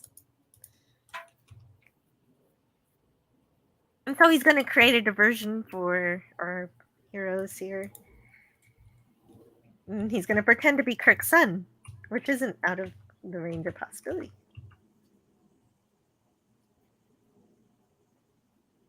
Darius Munchausen says, Tony always brings 110%. Well, luckily I have a coupon, so I only have to pay 60%. Nice. Yeah. Like this one. This one almost became the thumbnail too. That's a good shot.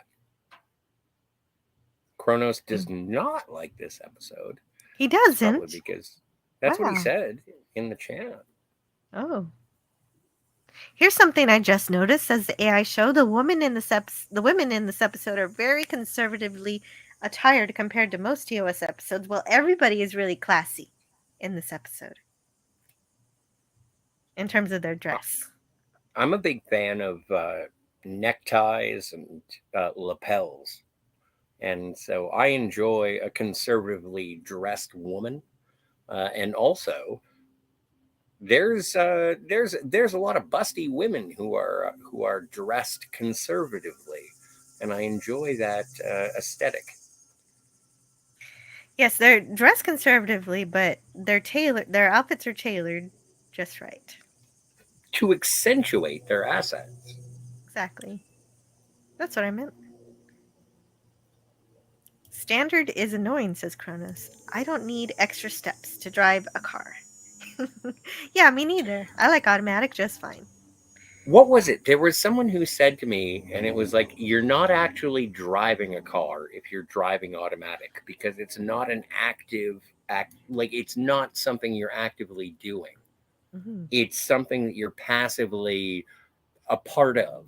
And I enjoy driving standard because I feel like I am in more control, which is something that in this day and age, when we are under the auspices, if that's the appropriate use of that word, of computers, and we have digital aspects, and no one's going to change gears for you except for the computer until the computer gets struck by lightning or it's corroded by water. I like the mechanical aspect of it, and so I do enjoy manual transmissions, and I enjoy the activity of driving more when I drive a standard vehicle. And I do suppose if you're driving standard, you get more in tune with how your vehicle sounds in certain conditions, and then you can figure out what's going on if there's a problem. Will you ever work a machine and you're like, oh, I think I broke it?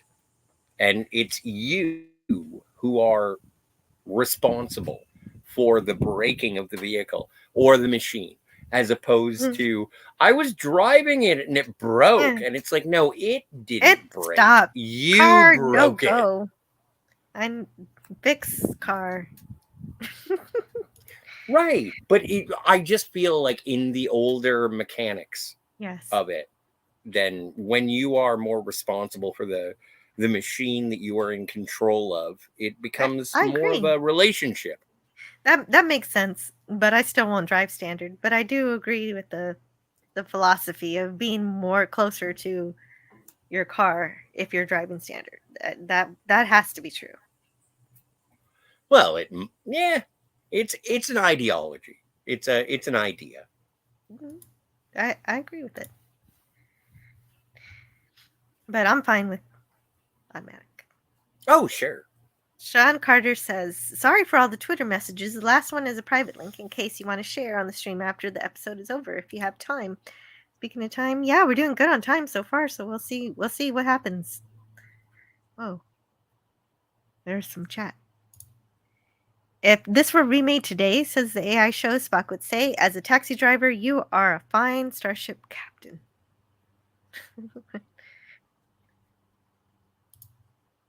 Thanks for the advertisement, Scotty, says Tony. Oh, he appreciated your call out for him. And he deserves it. He works really hard. Hey, you misrepresented what he said. Oh wait, no. What? He doesn't like this episode. Tony likes this episode. Kronos doesn't like this episode. Sorry, I got him mixed up.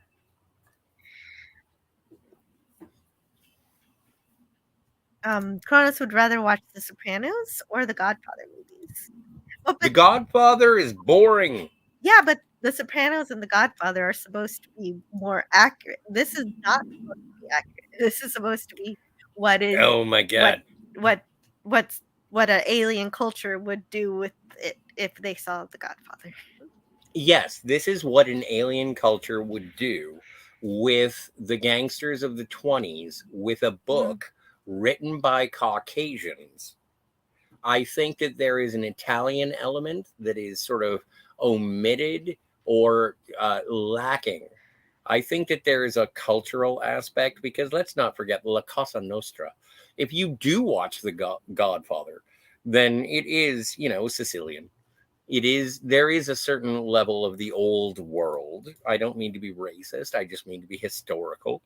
But yeah, I think that when it comes to gangster movies, because since before I knew, I always wanted to be a gangster. The best gangster movie in the history of gangster movies is Goodfellas. And the best thing about the Goodfellas is that it only takes about 2.5 hours, as opposed to The Godfather, which takes forever. And not if you same just with The watch the first one. Sopranos. Yeah, but the I like first The one doesn't Sopranos fulfill. But The Sopranos is really fun, though. No. Huh? No? Oh, okay. No. So, yeah, no. If you would like to learn more about the gangsters of the 1920s and seeing them progress through the rest of the 20th century, I would recommend Goodfellas. And aside from that, I think that you're sort of spinning your wheels, wasting your time. But the Goodfellas is Well, thank you for that superior. opinion. Superior film. That is a good movie. Princess Fiona says, that really looks like Yvonne Craig in the red dress. I can find a credit for her. And Spock looks the best in his suit. I agree, Princess Fiona. Yes. He looks slimmer. Says, great to see you. I was doing some camping for a couple of weeks at different state parks, and not all had Wi-Fi or even phone service. Wow. Sorry I missed your shows, Cam says to Tony. And well, now we have CBT, so there is no shifting, says Princess Fiona. Curiouser What's CBT? Do you know what CBT is? I figured it was some kind of communications thing, but I thought it was a car remember. thing. I thought we were talking about like shifting. Oh, you're right. CBT is automatic transition. Okay. Oh.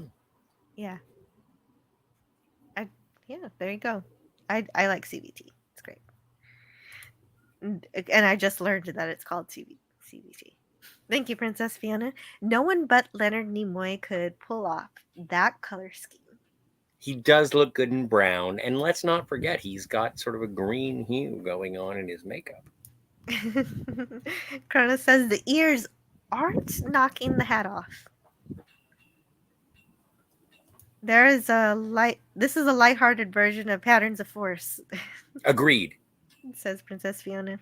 This is Sopranos in space. Space.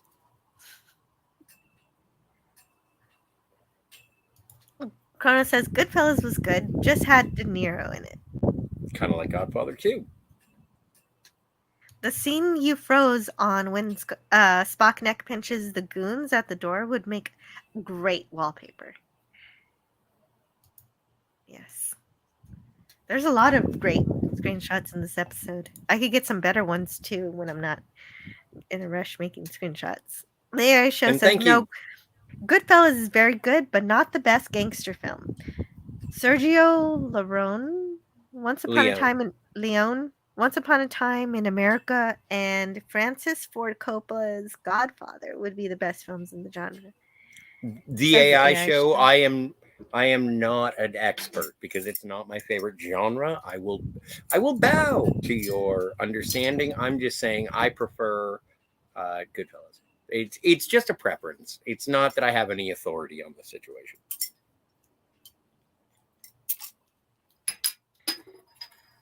And Kronos says, am I the only one who's not into cars? No, I'm not into cars. You've been in cars.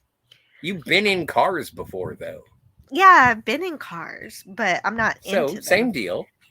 But I guess if we want to talk about the car, which is what I was using that chat for, is that this car had a V12 engine, as a V12 emblem is seen on the radiator. It was a Cadillac, probably a 1931 model.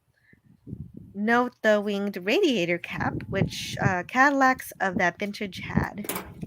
And it's supposed to be a nod to Al Capone, from who had a 1928 B12 Cadillac. I'm a big fan of Big Boss from Cops fighting crime in a future time. And Cam says The Godfather is boring. Agree to disagree on that take. Yeah, me too. It's fine. I like The Godfather. It's a That's good movie. fine. It's a good time. No, I enjoy taking naps. It's great. John Rendell says, I hate cars. My next car is going to be a horse. If something goes wrong with it, I'll feed it to the cat. And with the savings and cat food, I'll buy another horse. I'm not sure how well that's going to work out, but good luck. I always get very upset about horses because I don't want to go, like, I can go behind a car, but if I go behind a horse, it might kill me with a kick.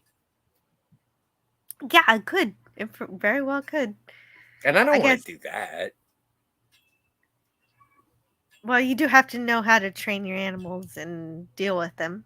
Susan Dolan says, That's what my ex-wife said. Susan Dolan says, I couldn't tell one make, model, or year of any car, truck, or van. It's a vehicle that gets me from point A to point F and B. Yeah, I'm right with you, Susan Dolan. If That's Spock why were I have bicycles. Says the AI show, I find your establishment quite enticing. It would be quite negative if something unsatisfactory occurred to it. Oh, I read that wrong. I find your establishment quite enticing. It would be quite negative if something unsatisfactory occurred to it. You threatening me, Wonka? And Tony says to John Rendell, Lord of the Bass, what do you call a man with his hand up a horse's ass? An Amish mechanic. But Franco, I don't have any crickets. I hate cars too. I think crickets was a little bit worse than what I was going for. I was just going to give a rim shot. I'm sorry. You ever fisted the bum of a horse? Oh no, this is getting worse. I hate cars too. I used to drive them, but I hated it. Oh, I still drive cars. I have to. I'm responsible. You can drive horses. Like, you can ride horses inebriated. The horse does all the work. This is the commercial break where they're like, oh no, they got machine guns. But then in the next scene, they're like, no. It doesn't matter. Never mind. We're much cooler than you. We don't have time to show you how to play with toys. Yay! That's peanuts. This is, oh my stars. Do you think that this is a clear violation? Like, Kirk is taking over the planet. He has to. It's the only way. Like Spock said, logic is not going to get us out of the situation. And by that, he means the normal standard operating procedure of Starfleet, the normal things that you would do, will not work here. They tried it. They tried it for half the episode. And so this is the turning point of the episode where Kirk's like, okay, that doesn't work. Let's do this. It's improv in the best way. And are the cicadas like bothering you? No, I like the white noise. You like the outside sounds? Great. Yeah, I don't mind it. It's not bothersome. Great. It's peaceful. Princess Fiona says Bella's gun mole was portrayed by an unknown actress. She was described in the final draft of the script dated 31 October 1967 simply as stunning. I agree. She's beautiful. I think all the women in this episode are really quite gorgeous, Rubenesque, realistic. Yeah, I agree. Gorilla says, pokes Jill. Come on, swear. I want to buy a lottery ticket. I can't force it, Gorilla. I'm sorry. Oh, just say fuck. Just say fuck. I don't have a reason to. I'm not going to swear just so that Gorilla could buy lottery tickets. Wait. Ticket, no, wait, Jill. Yes. I really like Star Trek Discovery. Fuck you. Yay! There you go, Gorilla. There you go. Buy a lottery ticket. Also, for the record, I don't No, like. It was a ruse. and it worked. And I knew it was a ruse though. I was playing along. for Easily Gorilla. duped. He's easily bamboozled. Susan Dolan says to Tony. Well, I mean, but anyway, if you like the filth, I wouldn't necessarily say that to you. But No, but I not would. good. Don't do it. Good. Don't watch it. Please don't. There's much better stuff. Like a piece of the action. Exactly. Tonight I face the grand poobah of Manorama for my call sign. The dread is real, says Tony. Well, you'll be I don't know fine. how he presents that. You'll be fine. What do you call a superhero with the hand up his horse's butt? Perverted, says John Rendell. Why do we keep going back to that joke? What's going on in I don't the know. chat? Why do I get flashbacks to cells with JLo? To John Rendell. I have a system, and I buy one when Jill swears on the stream. I'll be on Rancor. Yeah, but you know what, Gorilla? This one was a manufactured swear, so if you don't win, it's not my fault. It's mine. Yes. And also, no, big shout out to Rancor Steve. Good for him.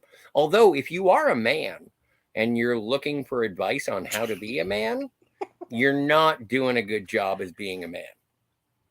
But if you need help, Rancor Steve is there. Yes. Okay. Sean Carter says that must be clipped. Everybody is cheering that for whatever reason.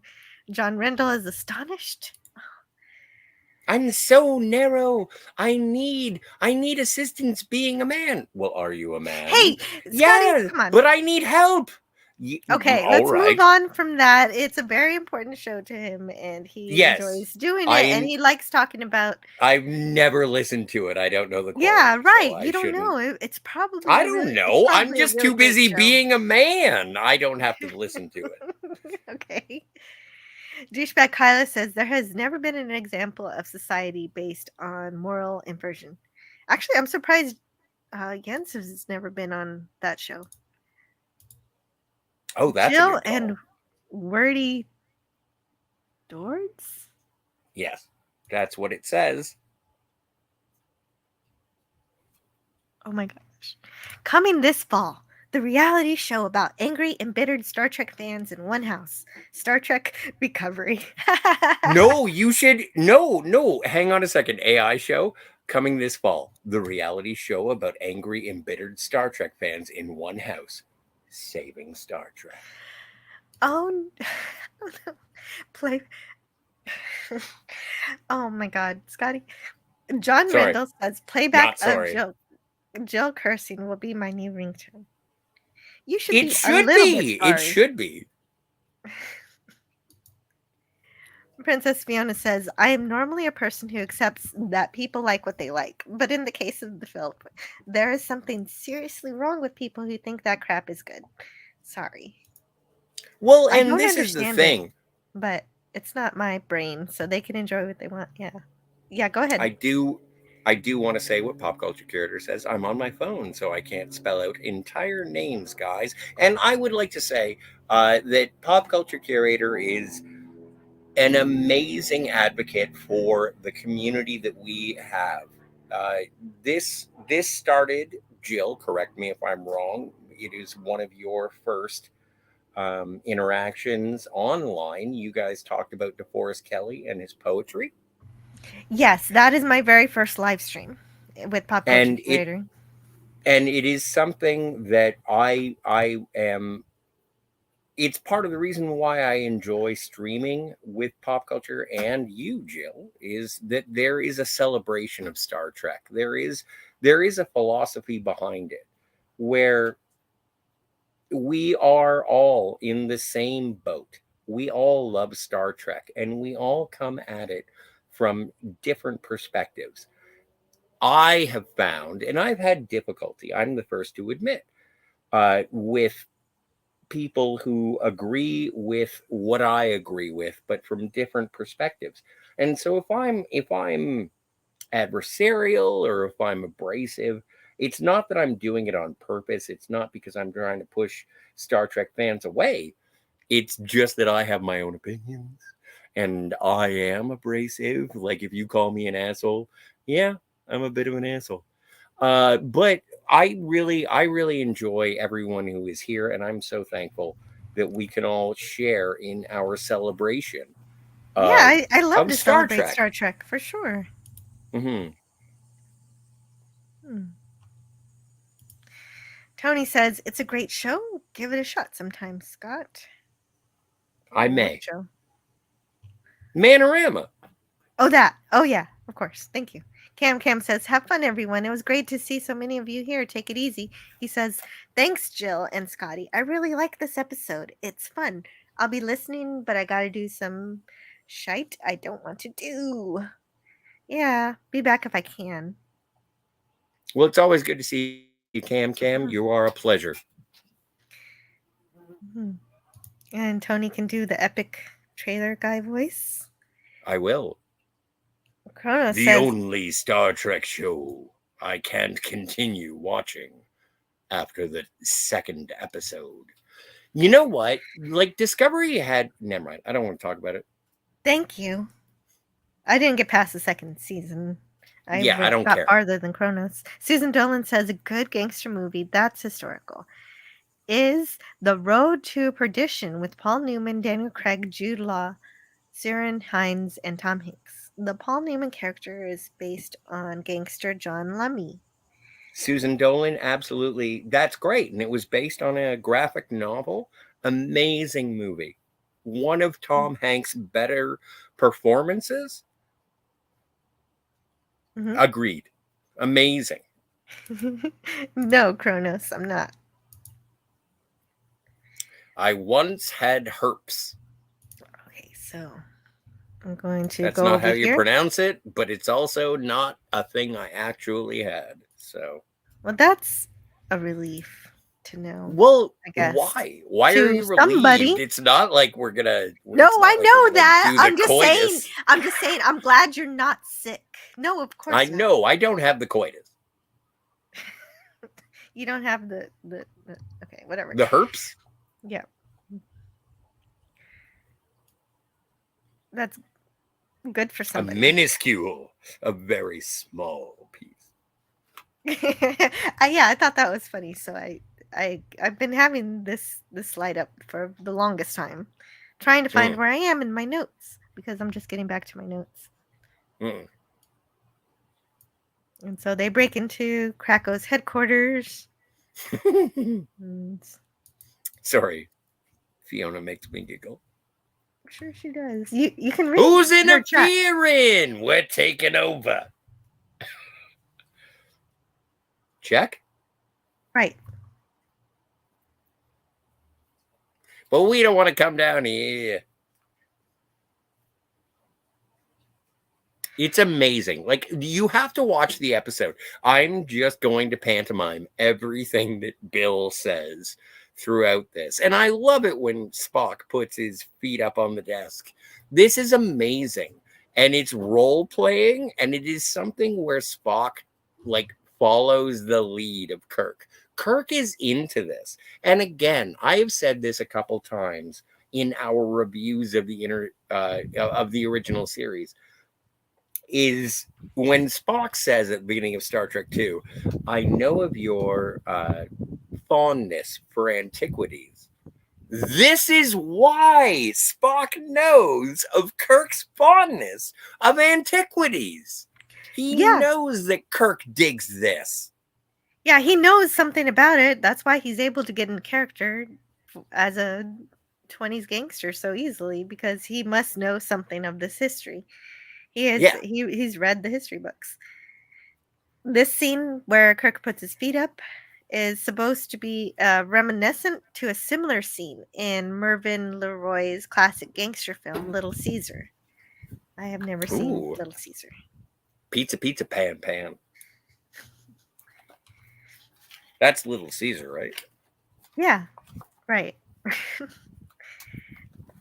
So I love this part where this is super cool because Kirk calls the ship, and it seems like Uhura is the first to realize what is going on in terms of what Kirk is planning and tricking the gangsters to be transported to the Enterprise.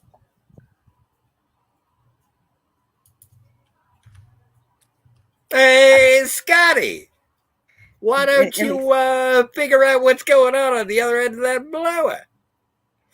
I beg your pardon, sir.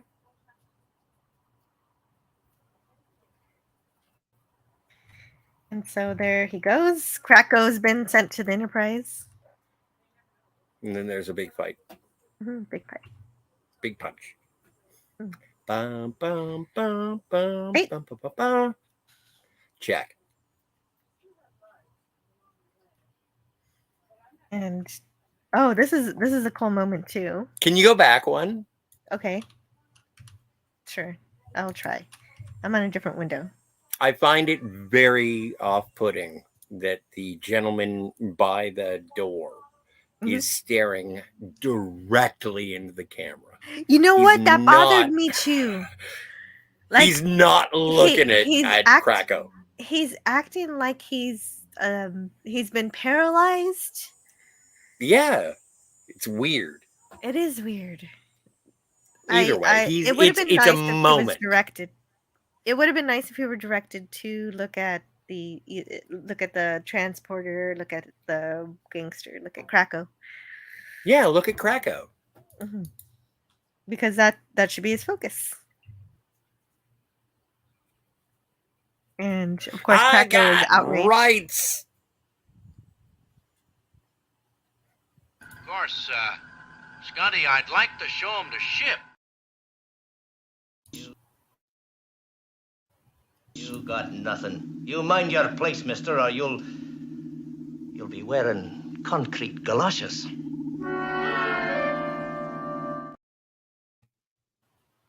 You mean cement overshoes?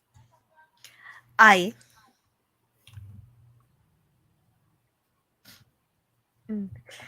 That's a lot of fun. Cam has to go, so yeah, cheers, he Cam said that. Cam. He said that earlier. He said it again. Oh, did I? Oh. Did I miss that? I'm sorry. Oh. Well, I mean, I can get back to the chat. I was looking at my notes. No, F the chat. So I have to. No, I love the chat. No, don't say that, Scotty. Bad Scotty. I am not a representative of this channel. My opinions do not count for jails. We love the chat.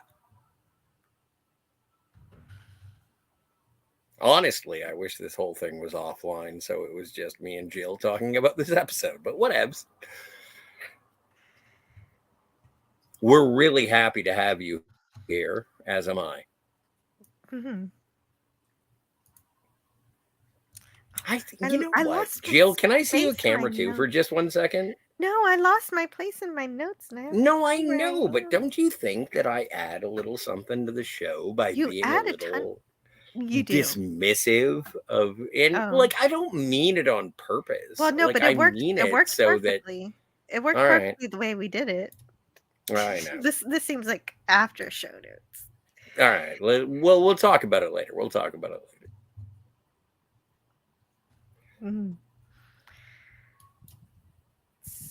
Oh no, Kronos made a frowny face with an equal sign. Uh-oh. You angry I know. Kronos. Well, if he were doing his job properly, he would have done it with a colon. Anyway, we got the drop on, and these guys are going to go and fight, and then they get phased. But that's a good thing because we need all of our mob bosses together. We need all the bosses to come together for a meeting. And so in order to do that, we're going to have, this is another super cool moment for Star Trek because this is the first time in production that we get a site-to-site transport. Ooh. Which means of course it means neither of the two transport locations are the transporter pad. So they're transporting the gangsters from wherever they are to this location. I hate Krako's hat. I don't like his hat at all. But do you think that the hats are like uniforms for the different gangs, the different? I Maybe don't not. know. Oh, maybe, because that's a Krako guy and he's got a Krako hat, and everybody in the background has a Krako hat. It could be. It could be a uniform. You're right. I accept this hypothesis. Right. Hooray.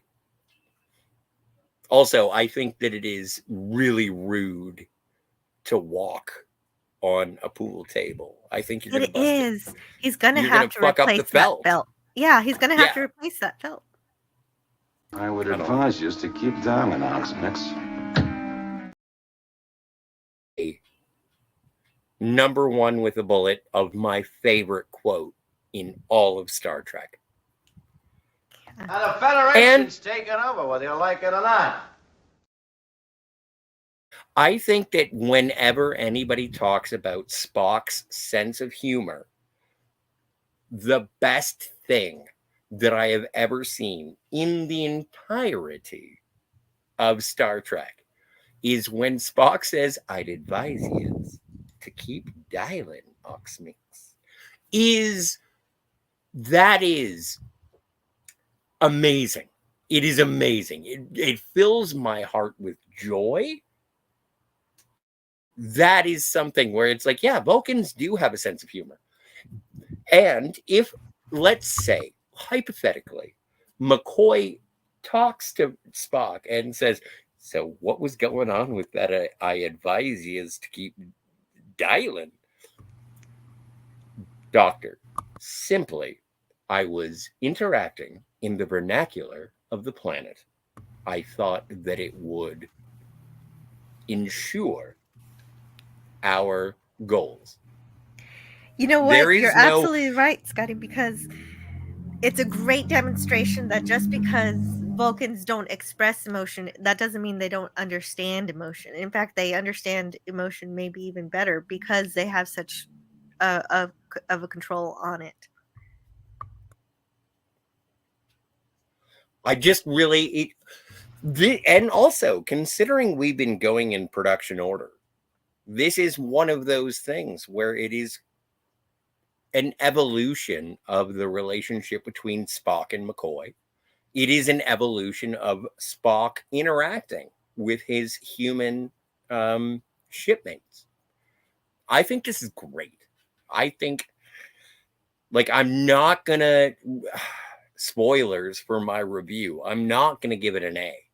But I think this is something where I understand what's going on, and it builds on everything that I've seen so far in this show.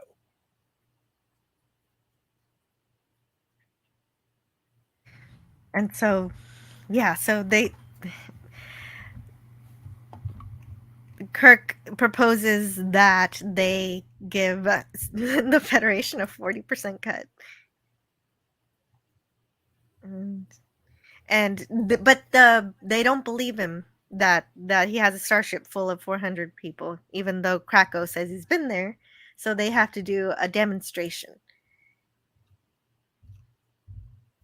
May I interrupt for just 1 second? Yes. Princess Fiona says, those straight hats are called skimmers, often seen on barbershop quartet singers. And whenever I see them, the only thing I can, oh my God, it fascinates me. It fills my imagination. And the only thing I can hear when I see those skimmers is, hello, my baby. Hello, my honey. Hello, my ragtime gal. Oh, the Froggy episode. Mm-hmm. Yeah, that is. I should have done it more exuberantly. Maybe I'll give it another go later. Sure, whenever you like. But I hello, do my love baby. Hello, my honey. Yes, please do whatever you're doing. That is much better. That was It was great. better. I don't know why I was doing a lullaby version, but moving on. Well, this is another big moment for Star. I say that a lot during this episode. That's why that's part of why this episode is so great, because lots of cool stuff happens. This is definitely the first time the ship's phasers are ever set to stun. Mm-hmm. And I love when that happens because, you know, in any other mobster movie, those men would be dead. But this is Star Trek, and it does not let me down. And this is the CGI effects that Pop Culture Curator does not like.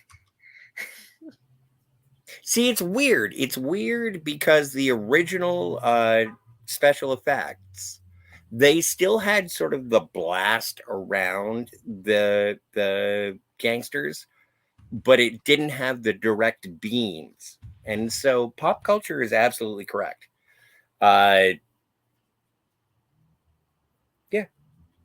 Yeah. I'm gonna see if I can find the comparison. I think I have it somewhere, and I'll I want it. Let me see it. You want it? I need it. I need You need it. a piece of the action. You need a piece of the action. Right. Remaster Trekkie channel. Yes. Give it a go. See what you can find, lady. What are you talking about? Wait, where is it? I feel like Krakow. Right. Yeah, Franco's on my side. All right, good. I'm glad somebody's on your side. Well, usually one person. You ever see 300? Yeah, I've seen 300. Oh, nice. So we're just sitting around defending ourselves from an outweighing. Oh no, it's an overwhelming death fantasy as Julian and Miles. What are you talking about? I'm talking about Deep Space Nine. You know, your mortality. Yeah, this is great. Oh, this is better. Hey, Pop Culture is right. Look at this. This is cool. Mm-hmm. Okay. Mom. Oh, okay. So I guess I'll play it from right here and see what it shows us.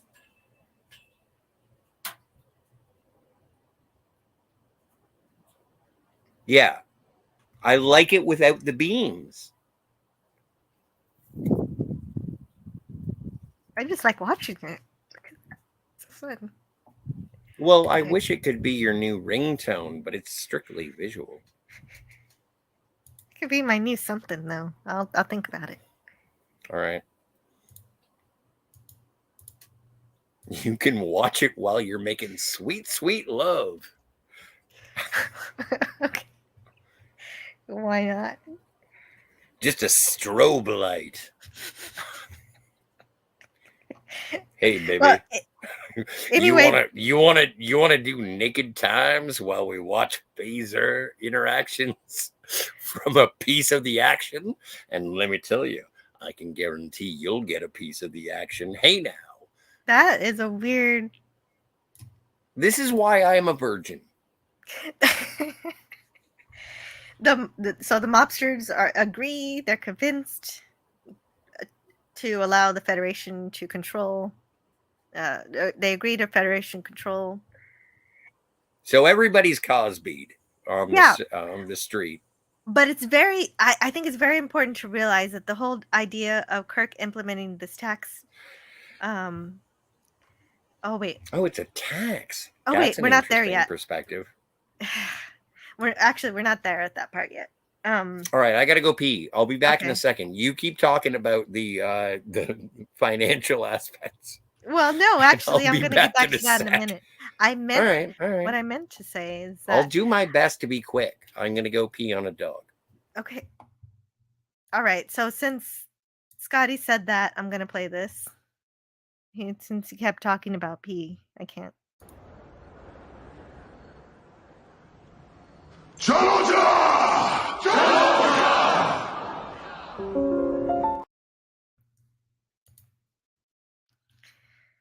And so I love what happens next, because Oxmix shows that he has some level of responsibility, and he gives that hope that the future of this world might have something, because he wants to give Kirk the top boss spot before Kirk says, of course, it should be Oxmix. So I did like that part. And the mobsters are now convinced. That's the part where I was. So they're convinced now.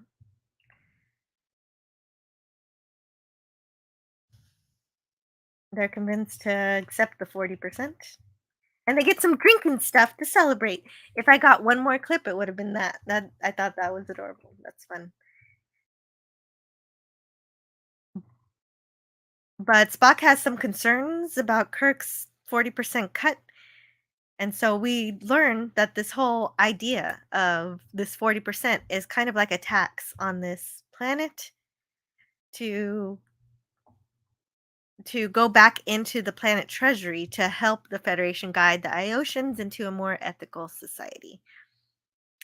And it's very important for Star Trek fans to realize that the whole idea of Kirk implementing this tax is before it's ever decided that they don't use monetary systems, that they use credits, which I guess is a monetary system. I don't know. Star Trek, my main point in saying this is that Star Trek and money is a whole thing that needs its own live stream. So in sometime in the future, I do want to talk about that.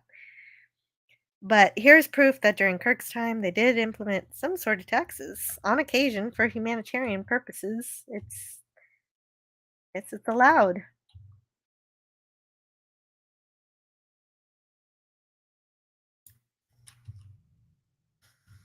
And McCoy is concerned also. Oh wait, this face, despite. Okay, so I'm going to read this bit. I'm also curious as to how you propose to explain to Starfleet Command that a starship will be sent each year to collect our cut. And yes, that's a very good question, Mr. Spock. I propose that our cut be put into the planetary treasury and used to guide the Iosians into a more ethical system. Despite themselves, they'll be forced to accept conventional responsibilities. Isn't that logical? And so then we get this face from Spock. I think it's great. It's funny.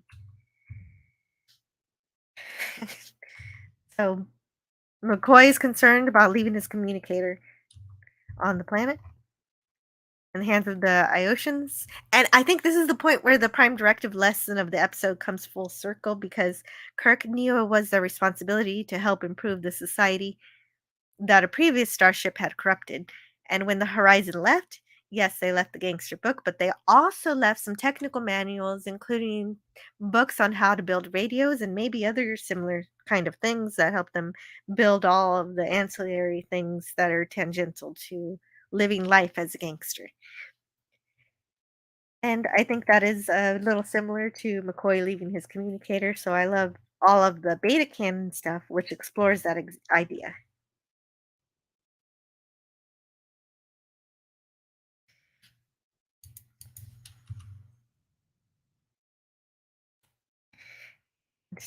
Now I can see what's going on in the chat. I have almost 100 chats. I've got to see what's going on. When I get towards the end of the review, I always have to get through it. So thank you for being patient. See where I am. That's where Cam left. And Susan Dolan. We talked about a realistic gangster movie. I did read that. And Princess Fiona makes a reference to Saturday Night Star Trek, where the word Spurpies came into being. And of course, that is a conjunction of words. Space herpes. Space plus herpes is Spurpies.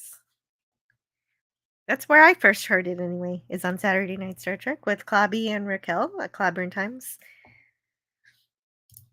Manual transmission in space. And hey, hello to Oiler Greg. Oiler Greg says, my starship is stuck in second gear. And Princess Fiona said, I saw some show once on cable where Krakow was a short order cook yelling at his waitresses. Oh, I think that was mentioned earlier in the live stream for sure. But I am remiss which show that is. The AI show says Kirk seems more suited to be a G-man than a gangster.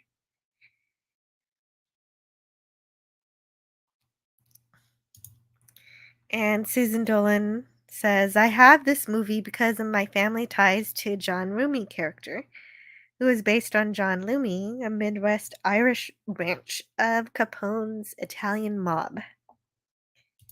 Princess Fiona says, I just thought, that's Krakow. I love seeing Star Trek actors out of context. If you watch old Mission Impossible, they all show up eventually. Oh, and you're right. Oh, Scotty R37 was right. He did, Cam did say he had to go again. And Kronos says, crap, now I'm trying to think of an actor that was leader. And Grilla says, fine, since we aren't wanted by Scotty, bye. Wait, what? Oh, bye, Gorilla. I don't know if he actually left. And Cronus is sad. Sad face. Oh. I'm darn it, Scotty R37, your job is to not make Kronos sad. Don't do that.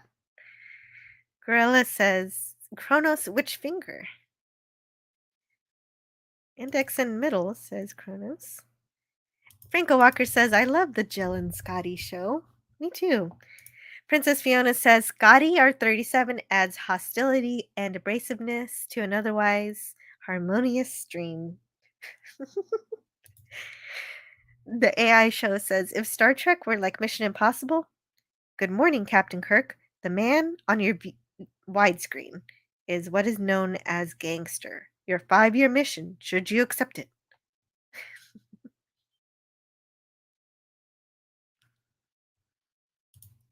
The AI show says a deleted scene is Spock saying, Captain, we don't want to release the Krakow. Bird of Prey 5 says, you're running this place like a piecework factory. Yeah, right. And Kirk says to instead run it like a business. Vulcans have 2 times the emotions compared to humans. At least. That's why they have to control them, because they are so extreme and violent and quite scary, actually, if they're allowed to be unfurled. And so by controlling their emotions, they are more capable of engaging with other species and being more level-headed than anyone else because they can control such intense emotions. And because they do that, because they're so disciplined in doing that, they understand the emotions and can still mimic them if they have to.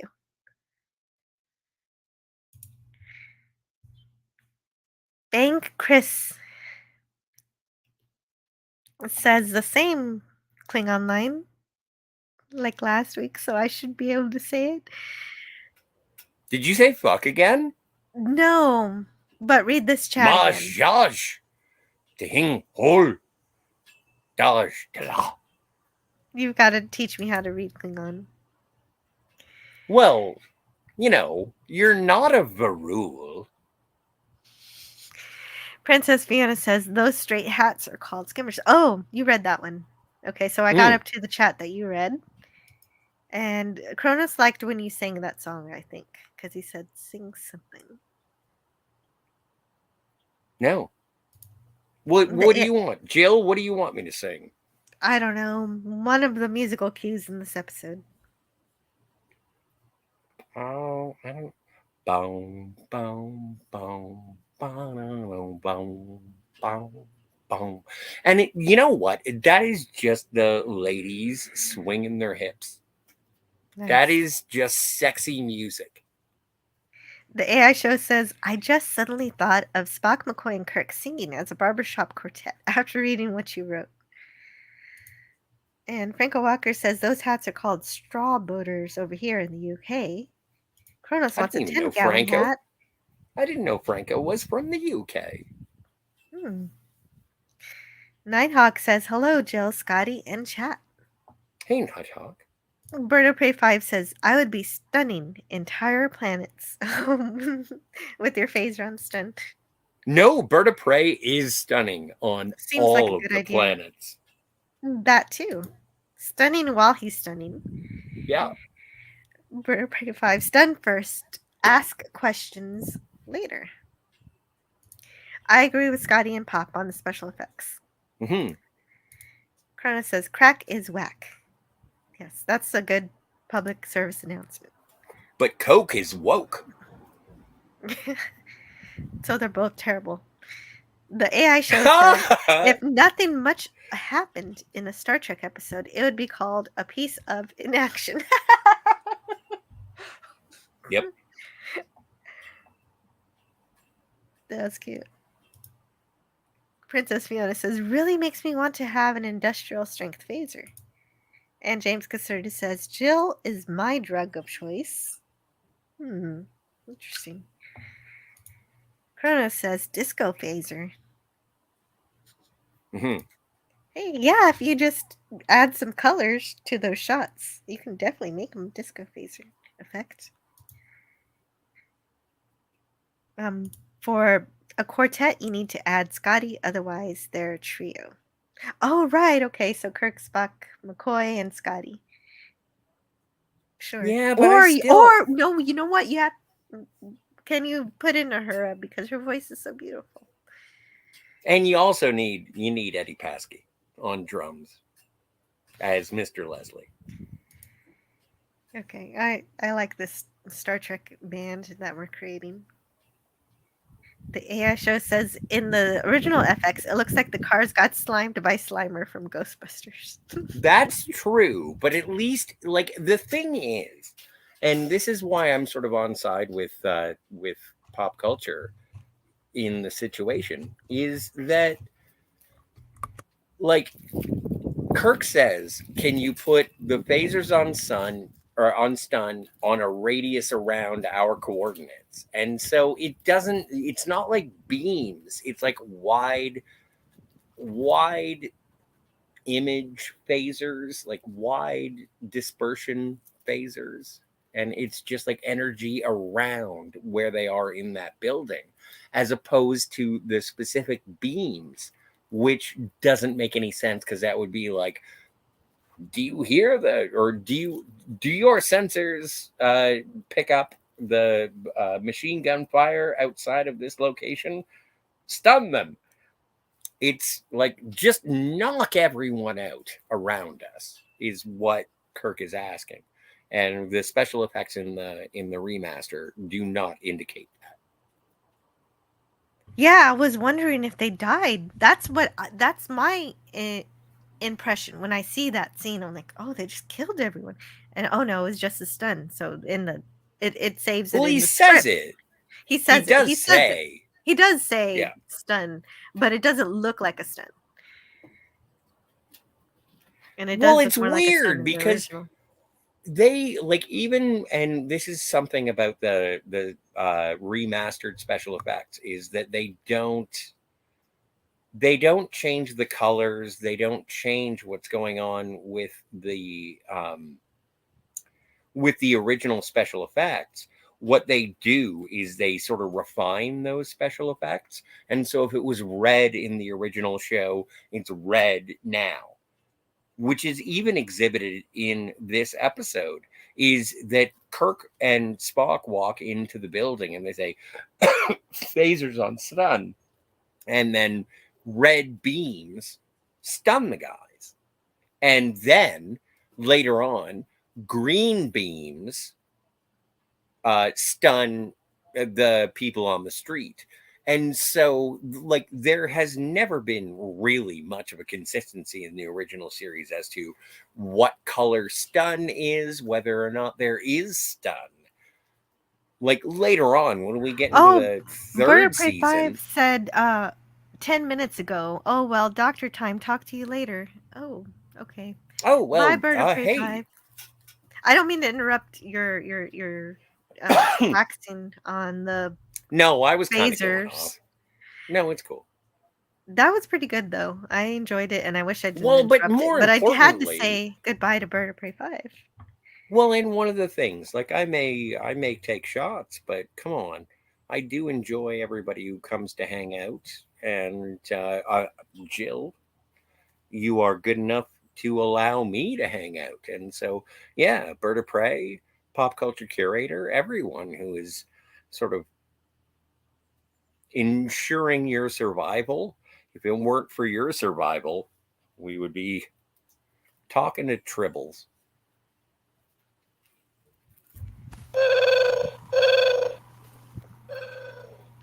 You could if you want to also. Here. Don't purr at me. You know what it does. James Caserta says I couldn't handle being banned from Jill. Well, you won't have to worry about that. Oh, why did he say that? He said that because James Caserta said I was kicked out of the Trek BBS, and Princess Fiona says I didn't last 15 minutes in the Reddit Star Trek channel. I was banned for life. Yeah, because they're big proponents of new. They don't like opinions that are against New Trek. So if you don't like New Trek, then and you voice that opinion, you're gonna get kicked out. I think of Reddit for your opinions. Not very Starfleet-like. Everything is better against the awesome background of space. This is James Caserta. Yeah, it is. Daniel's Hot Topic says this gangsta planet gets absorbed into the Federation, and then we never ever see it again. I want to see it again and find out what happens in the future. And Daniel, get a Nintendo. The Star Trek 25th anniversary of on the Nintendo Entertainment System is how you find out what happens. Maybe Sega. The AI show says the Starship Enterprise has turned into an intergalactic IRS. I think it was NES. Somebody said earlier it was NES, but you could get it on Steam. Maybe. I don't know. I would love to play it on Calto, but... Well, I'd probably get... I don't know if I can. If Paramount would let me. No, I don't think they would. Like, I tried over on the Phantasmagorium, and they struck me down. Yeah. James Caserta says, eat my grits. Technically kiss my grits, but okay. Kronos says kiss my grits. Kronos gets it correctly.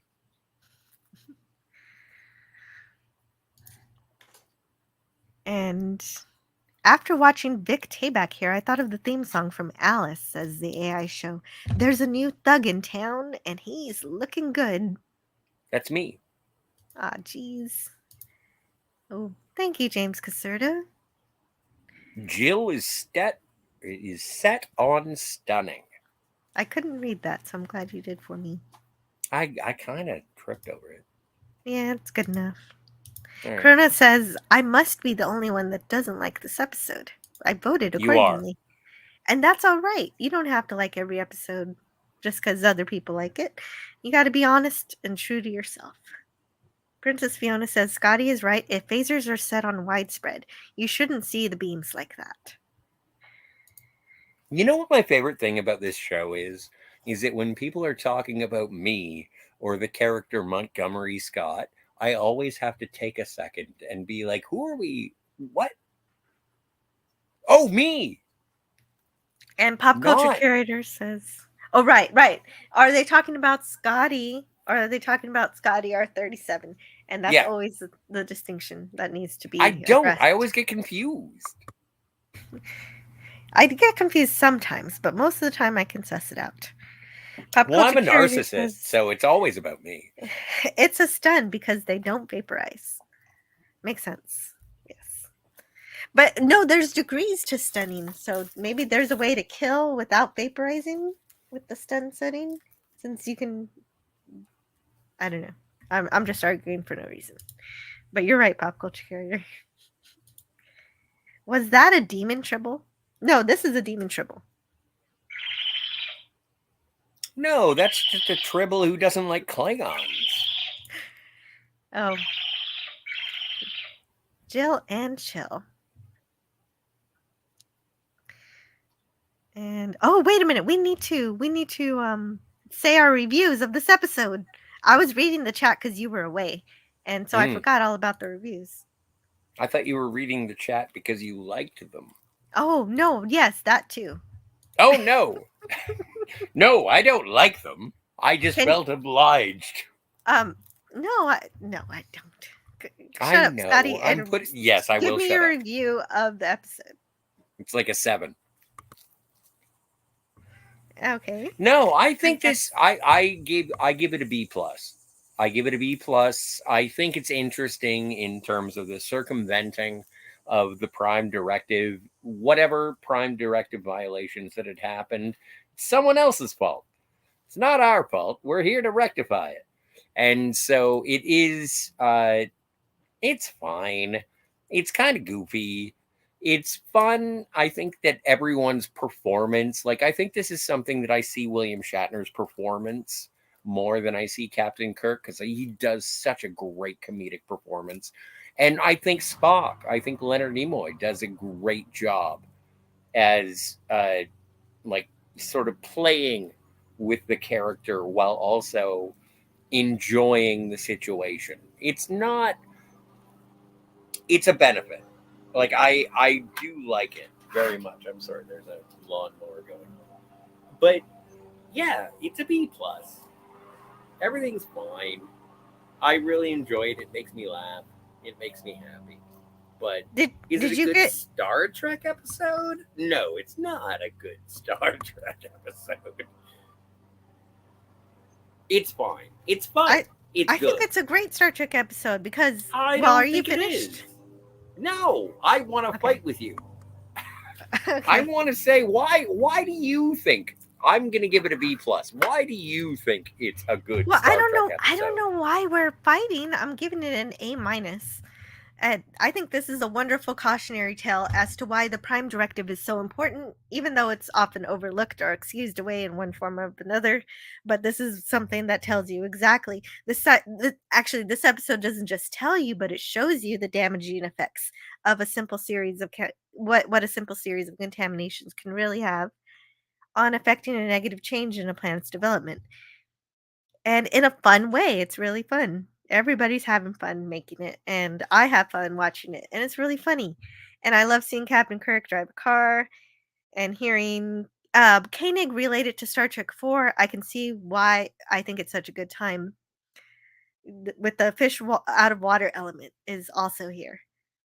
I also always love to see Scotty in command, especially when it means Uhura has more to do. Maybe not as much to do as in other episodes, but I love when they're on the phone or the communicator, and Uhura realizes Captain Kirk's plan first, and she just gets a beautiful smile on her face, and that's fun.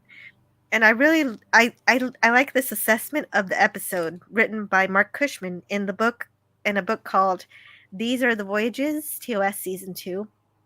His assessment is a piece of the action very popular with fans of the series and considered by some to be Star Trek's funniest episode, has snappy dialogue, clever direction, and delightful performances. There is a subtle purpose to all this madness as well.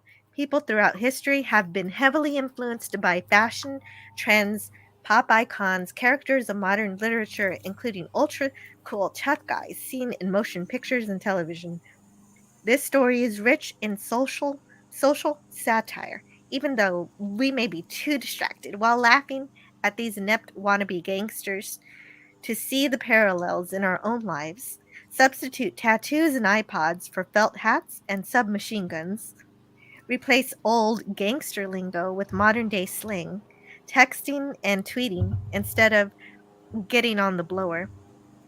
And then ask yourself, aren't all of us and our children just as silly as Bella Oxmix, Jojo Krakow, and the rest of the gang?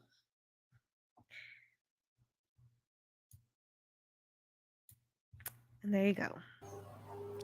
And now I will share the chat to see what the chat has to say about this episode in terms of how they rated it. Was that your review? Well, it was my review until I got up to Mark Cushman's quote from the book. I told you what part was from Mark Cushman from These Are the Voyages TOS season 2 book. If you were Well, I listening. appreciate how you feel about it. And I don't know.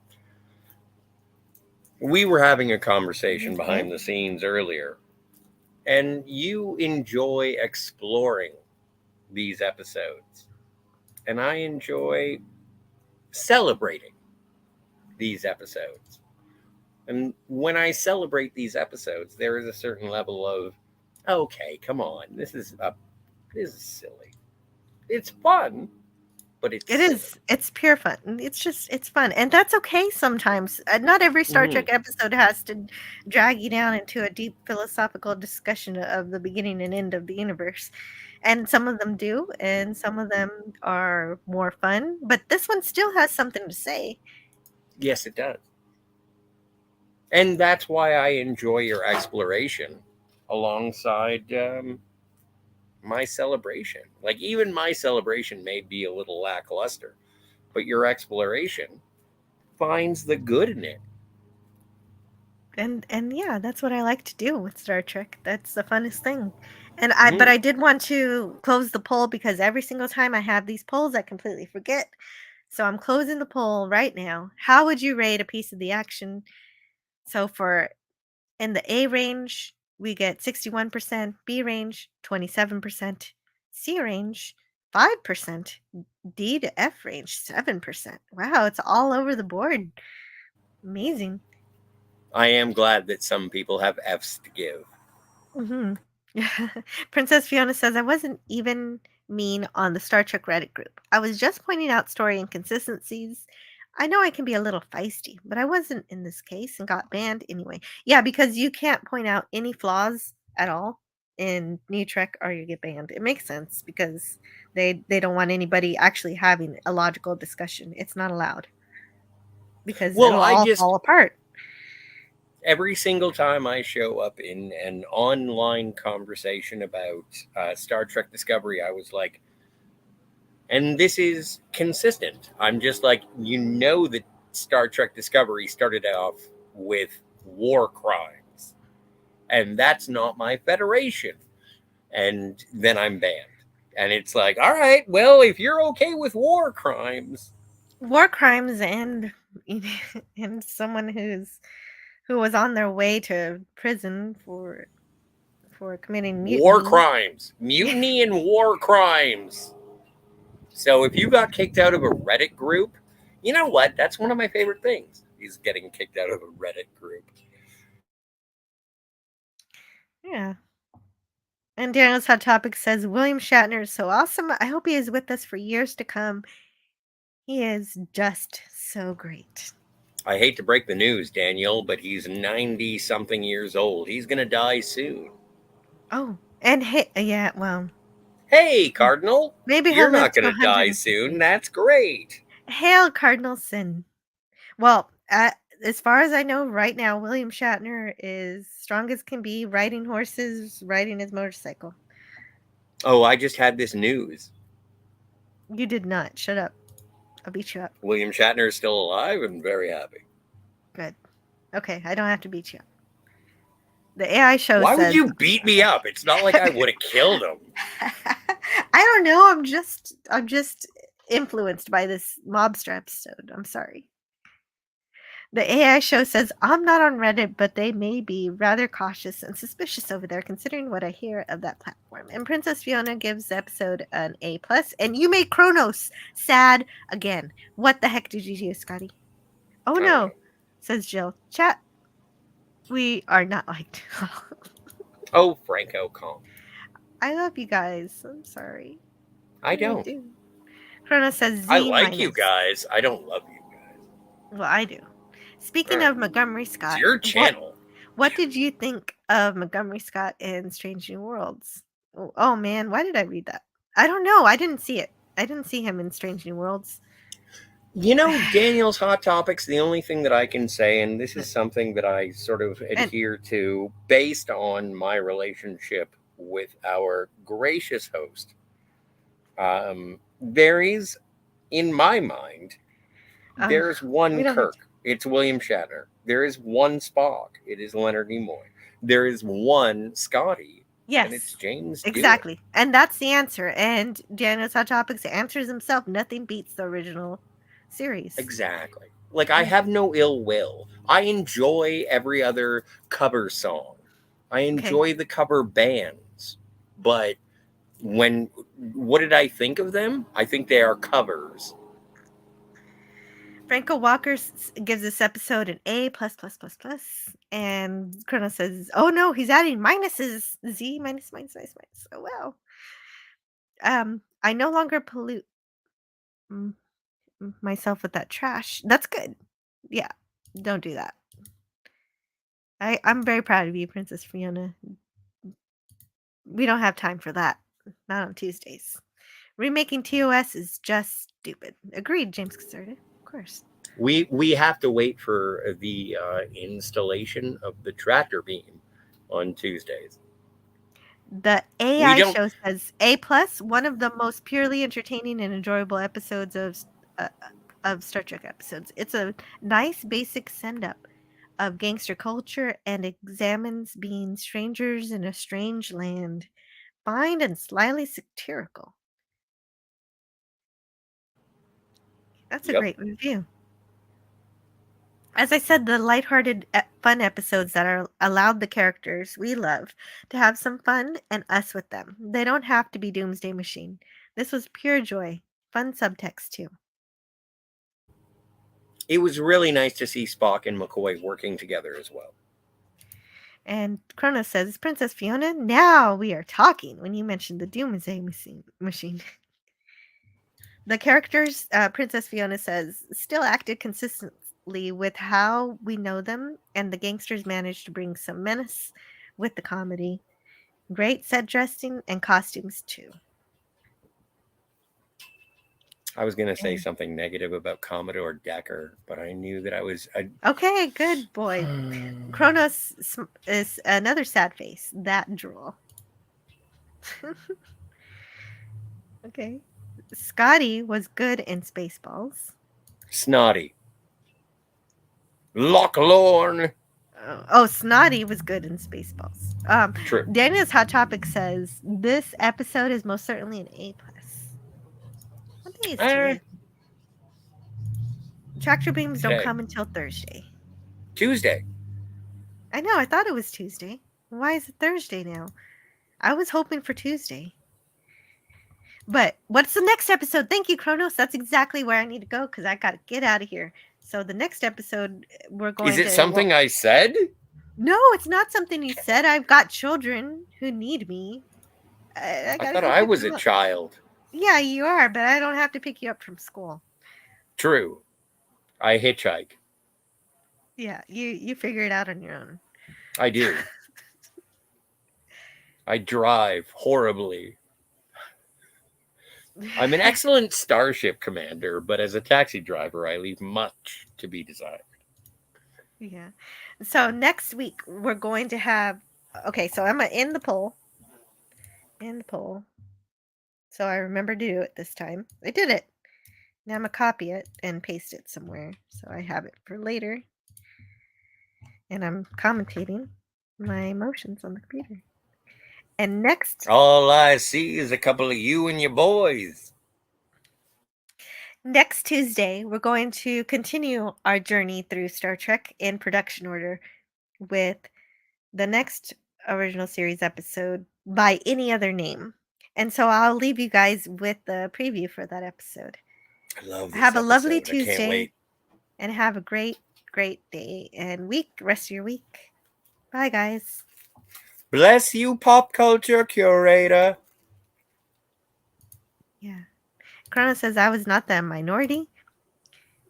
And Daniel says when Star Trek Generations introduced things that happened on Tuesday, the fans took it and loved it. However, when they tried to introduce something new, and Worf says, oh, you got to make me read the filth on Tuesday. Daniel's Hot Topics. Okay. I love you, Daniel's Hot Topics, but decapitations are on Wednesday. So, see, I read it. Oh, come on. That was a good quote. They make all right. It was fine. Warping No. Picard season 3 was fine. You and Captain's log, stardate 4658.9. With the Enterprise under control of the Keltons, we are approaching the energy barrier at the edge of our galaxy. Any efforts to resist us or to escape will be severely punished. Jim, I saw them reduce 4 of my doctors and nurses into those little... They've reduced the whole crew! What is it? Well, it's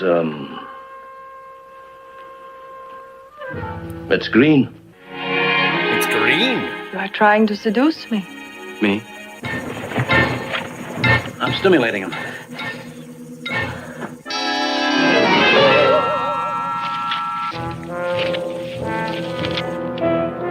When we engage the barrier, the ship will explode.